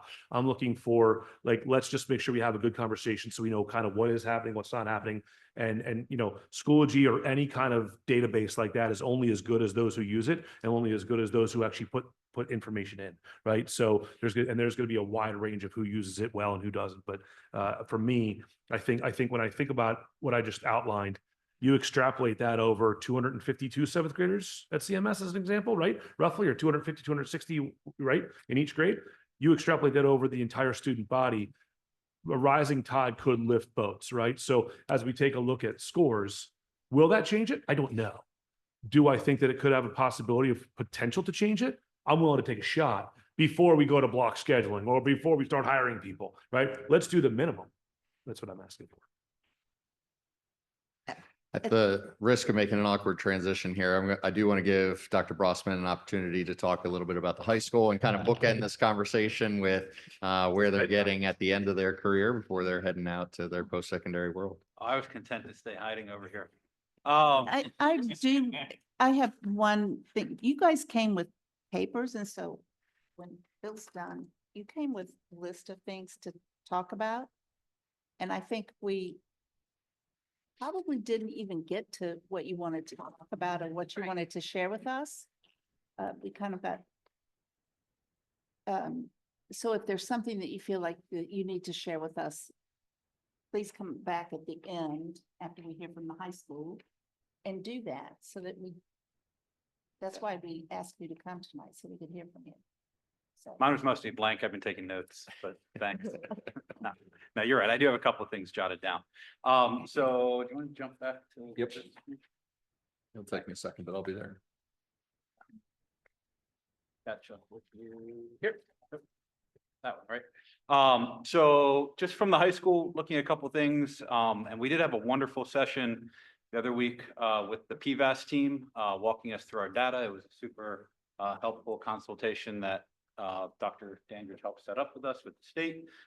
It's a free service offered by the state, but it's nice to have someone, you know, help walk you through the data, just like we're trying to help you, you know, understand some things. Have you ever done that before? We have. Okay. We have. It's like, And we, you know, it's a great refresher every year and a great, and sometimes they're able to, you know, point out some things to us and show us other tools and different ways parts of the system work. So that was super helpful.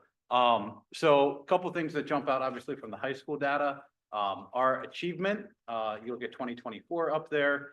We're doing okay with our achievement.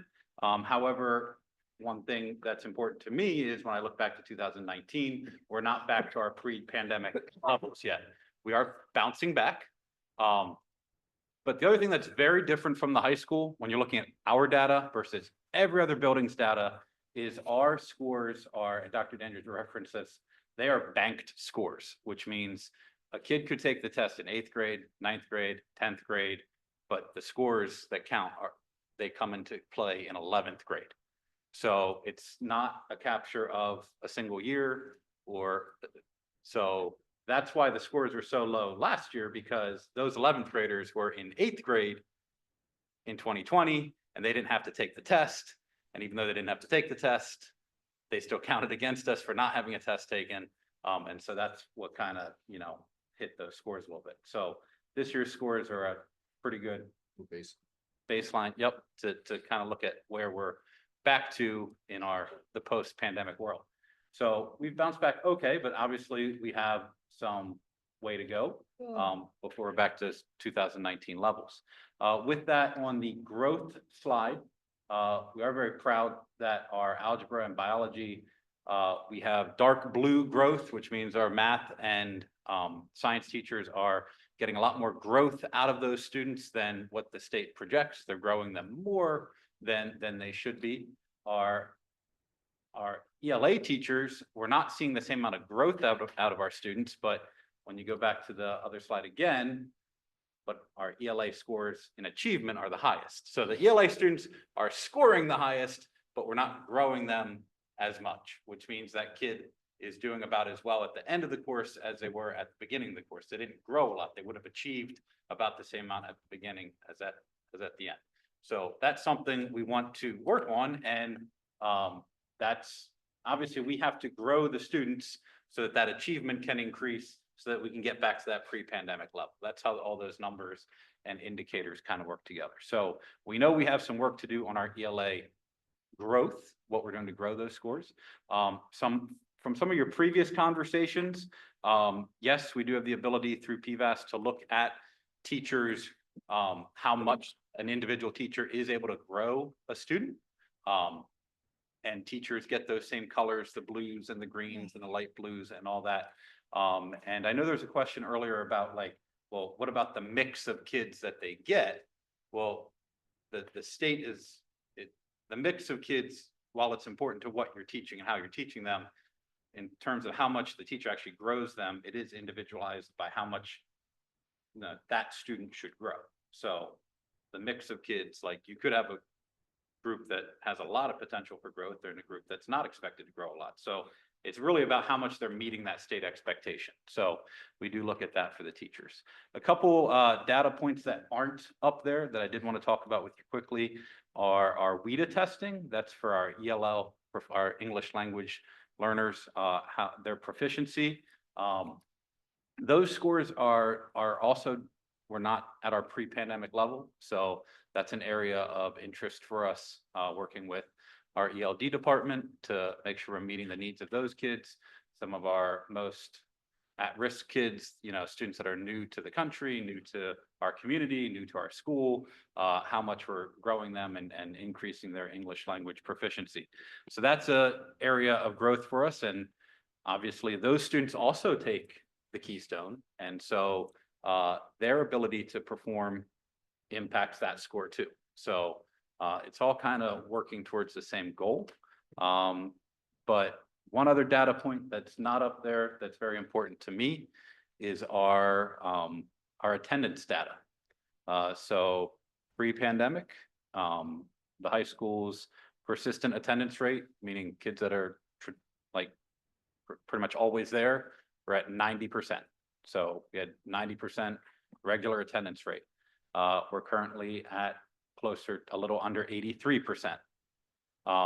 So that's been something that most schools have struggled with bouncing back from the pandemic, because we went through the pandemic and people didn't have to come to school. And so there's a little bit of this, I'll just call it a school being optional mentality that, or I'll do it online. We went through that whole thing. Like we said, do this, and now we're trying to be back to normal and we haven't bounced back yet. But that's a really important, attendance is really important to me, because if they're not there, you can't teach them. And if you can't teach them, they can't achieve. And if they can't achieve, then that reflects up there too. So, so those are some, just some high school data points, things that we're keeping an eye on, things that are growth areas, goals for us. We are super excited, obviously, about our, we offered a lot more kids took the AP exam last year. Our kids are scoring well on the AP exam. I'm sorry, we don't have the score numbers up there. I can tell you it's above a 3. We average. It's about a 3.8. Yeah. So we are doing very well there. Do we have a comparison to other schools surrounding us on AP tests? I think we typically do better than average, right? No. I don't know that we're able to That's get a not a data comparison point? to other districts because we only get our scores, but Right. as Dr. Dandridge shared earlier, we've been trying and working with the college board to get access isn't always the easiest. So No. we got this today and we'll be able to provide some more updates as we dig into it. But overall, a lot of good things happening at the high school, good energy, we know with the things we have to work on, but we're, dedicated to doing that work. I have a couple of questions for you, if we're ready for it. Are we ready, or are you still present? Nope. As far as the EL students and what's needed there, I could be wrong. I believe the number of students has increased. Has our staffing increased to meet that need? We've been so this year we were able to offer a couple more periods. We didn't increase staff. We have not increased the number of people. But we did some things with scheduling to offer some more periods. Does that make sense? To accommodate the increase in the number of students. So are the students getting the same amount of face time with the EL teachers, or by having more periods, are the students coming in and seeing those teachers less? So for example, if you had 30 students, right, that you needed to have, rather than having 30 students in one class, we could have 15 students in 2 classes. So we're able to offer more sections because we adjusted our schedule to get some more sections from, for example, we have a Spanish teacher who's not teaching a section of Spanish, they're teaching a section of ELD because we needed a class. We needed those seats there. I see what you're saying now. So we the didn't- people that have the certification are. Correct. Other people that have the certification, we're using them differently, rather than having them teach something else. So we haven't added staff, but we've added ELD sections. Gotcha. Now, in order to do that, we're teaching less of something else. But everything, the high school schedule, everything's a shuffle, a shell game. Gotcha. Understand. Yep. And do you have thoughts on how to attack that animal of? I do not have a specific thought to share with you, but I will share a celebration in that this year, our high school social worker, Belvin Fry, retired at the start of the year. And I was really pleased that we were able to replace him with actually kind of redistributing the workload of our social workers. So we now have a social worker for grades 10, 11, 12, and then the other one is 7, 8, 9. So now we have a person and a third for the high school instead of just one person. So we have, and they both have office space, or I mean, it's not like a big office, but they both have a space at the high school. So seeing more people focused on social work and attendance and having those meetings has been helpful. And I know that, actually, I just approved next week. I know one of them is going to your old district, Garden Spot. They're doing something, a unique program. So we're exploring lots of different programs of, how to improve attendance. And it is an issue across the county. At my most recent principals collaborative meeting, other principals were sharing frustrations with attendance and issues that they're having with their local magistrates and how to hold people accountable and all that stuff. So it's not unique to Hempfield, but obviously it's an important issue because, like I said, if they're not here, we're not teaching them. If they're not, we're not teaching them, they're not learning. And if they're not learning, we're not achieving. So what grades are, are most of the 9th and 10th graders coming? It's the 11th and 12th graders that don't come? It's Do you have a across break? It's the attendance everybody? issues across the board. Does it impact graduation? Yeah, across the district. Does it impact graduation rate?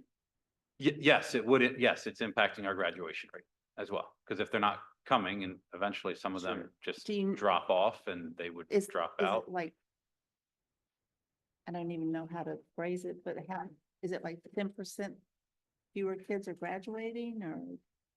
I mean, I don't know how to express that. I can't quantify how many less kids are graduating each year, but based on our attendance data, it's 7% more kids are not attending school than they used to. Versus it used to be like 10% of our kids having a truancy issue. Now we're at close to 17. That's almost double. They're not doing the online classes or anything. They're just, all these teenagers are just out there doing something. Who knows what? Right, and our social workers follow up and they visit the houses and we've got the programs and eventually they get fined and, yeah, there's a whole process and we're working through it, but obviously we're, It's an issue. yeah, I mean, our social workers just got a grant from the Lancaster County School Retirees. And not a big grant, like I forget, it was $250, $500 to go towards some of their attendance incentives things, like, so they're trying all sorts of stuff.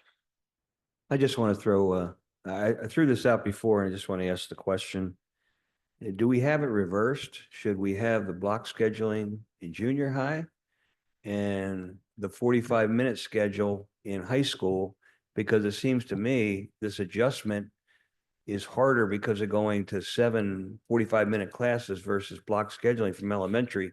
Seems like it's a harder adjustment. And my guess is 9th through 12th graders can probably handle those shorter classes. And I've also heard block scheduling has carried some negatives with it, especially as far as math classes, because it drags things out from when when a student has one class and it goes really long until they have the next progression. But we math wouldn't want class. that issue at the middle school, because if you have math from a traditional block schedule, if you had math the first semester of 7th grade and not having math until the second semester of 8th grade, The same issue. you have a whole year of no math. Yeah, it's not an So either or it's- proposal. It's not like you would have to do block at the middle school and you couldn't do block at the high school. The block at the high school has provided so many benefits to our students in terms of educational opportunities and extracurricular opportunities, school to work and Okay. college and the high school Just throwing out opportunities. the question. And then with regards to math, and because we're talking about our data, our math is structured in such a way that the majority of the trigger course for that math score is Algebra 1B. And so most of our 9th graders take Algebra 1A in the fall and they take Algebra 1B in the spring. So they get a full year of math before they take that test. So But to your point, where I would go with that is more time in the classes at the middle school if we had flexibility with certification. It's not block scheduling, but it revolves more around an elementary type scheduling approach. To Okay. help potentially solve that issue. I just know one of the strong messages that came through tonight was kids have trouble adapting in 7th grade, and it's part of the just maturing. But is there something else we can do in 6th grade and scheduling, whatever, to make that better? Because it seems like that was the big takeaway from tonight is kids struggle in 7th grade. So if I could speak to the transition piece, we have a very strong transition process at the high school, going 8th to 9th. Super proud of the work that our staff did this past year, instituting the 9th grade Step Up Day. And I know there's been talk about possibly expanding that program to other grades. I'm not saying that one day is a cure for, all of our transition woes. But at least at the high school, that was a very positive step. And at a recent 9th grade listening session that we conducted, the students spoke very favorably of it, and they really enjoyed that day. So maybe the transition from 6th to 7th, we need to do more. Is that a possible thought? Working on it. Okay. Yeah. Okay. Plan for next year. Does anybody have any other comments or questions? Just a stupid question. So we saw a lot of data from 7th grade, right? Going from 6th to 7th, we talked about factors there. Where's the data for the 9th grade? Is it comparable? So that's what I'm talking about here. Our data isn't grade level specific. Yeah, that's the challenge. So Can you break it out? those math scores, Teach them about algebra. 200 of those kids, no, 150 of those kids are 8th graders.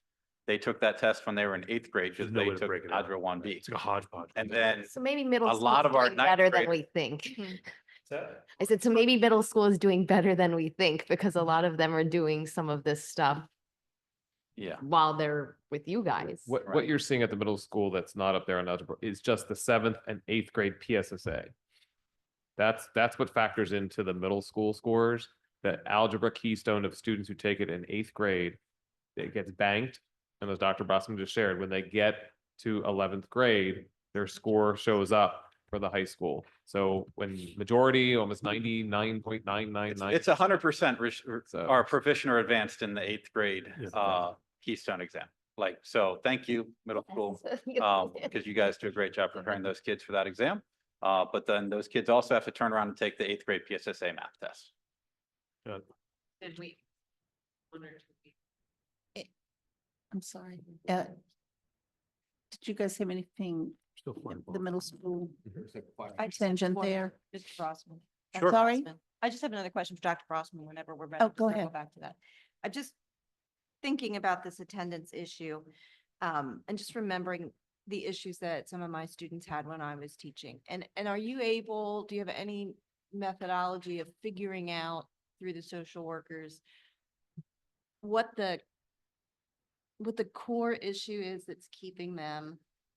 Like, is there one more than the other of reasons that kids aren't attending? Like and maybe more so even now than 5 or 6 years ago when I was in the classroom, I had kids that didn't come because they said I had to stay home and take care of my younger siblings.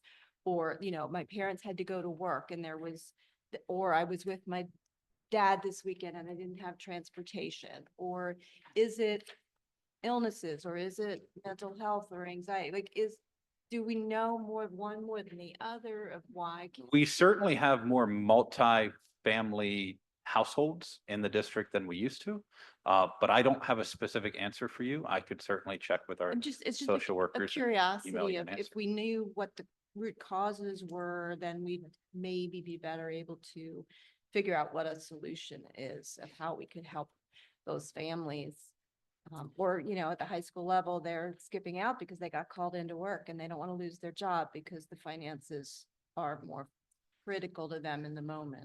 But by the benefit of the block, if they're doing that, we can give them a school to work credit and then they can have some of that Yeah. time count and Yeah. the rest of the time they can be with us. Yeah. Yeah. Perhaps maybe what we could ask you guys to do at this point, because I feel like we're kind of saying the same things. If there's some sort of action plan, like what Judy was suggesting, you know, finding the real. I think that's. I can wrap up. I think that's- presentation if you'd next like. Sure. What? On the slides. So, More slides? yeah, how about that? Well, I So, mean, I guess to Yeah. Mrs. Johnston's point, we're late into the evening. Yep. Would it, yeah. I So mean, let me just share. These are, like I said, I wanted to wrap up with some of the instructional priorities. Where are we looking to put our attention, right? In the elementary world, you saw we got a lot of growth in our math. We implemented a new program. Our ELA is some of our focus currently. So the first 2 bullets there are about implementing a new wit and wisdom program, as well as phonics program in our intermediate grade levels. You've heard the principals talk a lot about some of the new data tools that we have that we think are going to help us monitor and really target. So that's a lot of the Renaissance products there. And the state's mandating with some new science standards that we're looking at our science programming. So elementary wise, those are some of the areas that we're targeting, right? Yep. When you look at the secondary, so those same data tools there are up through 8th grade. So that STAR diagnostic assessment for both math and ELA, we are giving 3 times a year in 7th and 8th grade to try and get better data there. The state is putting out a new product called Firefly, which is a benchmark assessment to really hopefully give us some more targeted data on how our students will do on the assessment at the end of the year. So we're going to pilot that this year in math, ELA, and science. And the ELD students, you heard Dr. Brossman talk a little bit about some of the supports that are needed there. So we have some new instructional materials that we're implementing in the high school.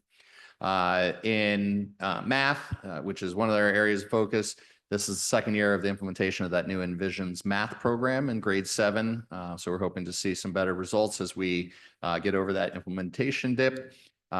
We are piloting a new program, Get More Math, for some of that spiral review that you heard Dr. Muma talking about there. And we've also brought forward some new math options, especially at the high school, to have some better engagement in those classes. The ELA literature focus there, you said we were looking for some additional growth in our literature keystone. I know you've heard Mrs. Dicely talk about that approach from the chronological to thematic instructional approaches with the texts that they're selecting in the courses, the literature courses there in 10th grade. Also using the CDT, which is a tool to try and better predict how the students will do on the keystone. So we have some data ahead of time. So that aligns with some of the priorities that we're looking for in ELA. And again, science, new standards. So that's going to be a focus for us, really K to 12, as we look to implement those new STEEL standards. So hopefully what you're seeing is some of the priorities that we are working on and bringing to ed programs are aligning to some of the data elements that we are seeing as we look at the data and try and have one piece of the puzzle to help plug the holes. So now we're done with the slides. If there's any additional questions that you might have. Yeah. I was just, Go ahead. go, No, no, please, please. go ahead. All right, I will. If you go back to that other slide, one we just saw, all of this, when can we kind of get an update on that? You know, like maybe March? Yeah, we do it in know, where pieces, you're but at. certainly we can bring back and say, Mhm. like, we talked to you in December about these priorities. Here's a checklist of how we're doing. And I Sure. know it was the second year of math, so for 7th grade, and then the new ELD, you know, just to highlight some of that for us. Sure. To see what the progress is and how we're doing. Are there any other hot topics that we didn't touch on that you want us to? No, this You're captured waiting. pretty well. I mean, I didn't, Mhm. the state is making us go to online Keystone exams starting next year. So this year Okay. we're doing that with We're our ELA practicing getting ready for and we're that. practicing Okay. getting ready for that. PSSAs and No. Keystones. Yep. Yeah. Yep. So See. we'll get feedback in March regarding this and whatever, if there's anything else that you feel that needs to be brought to our attention.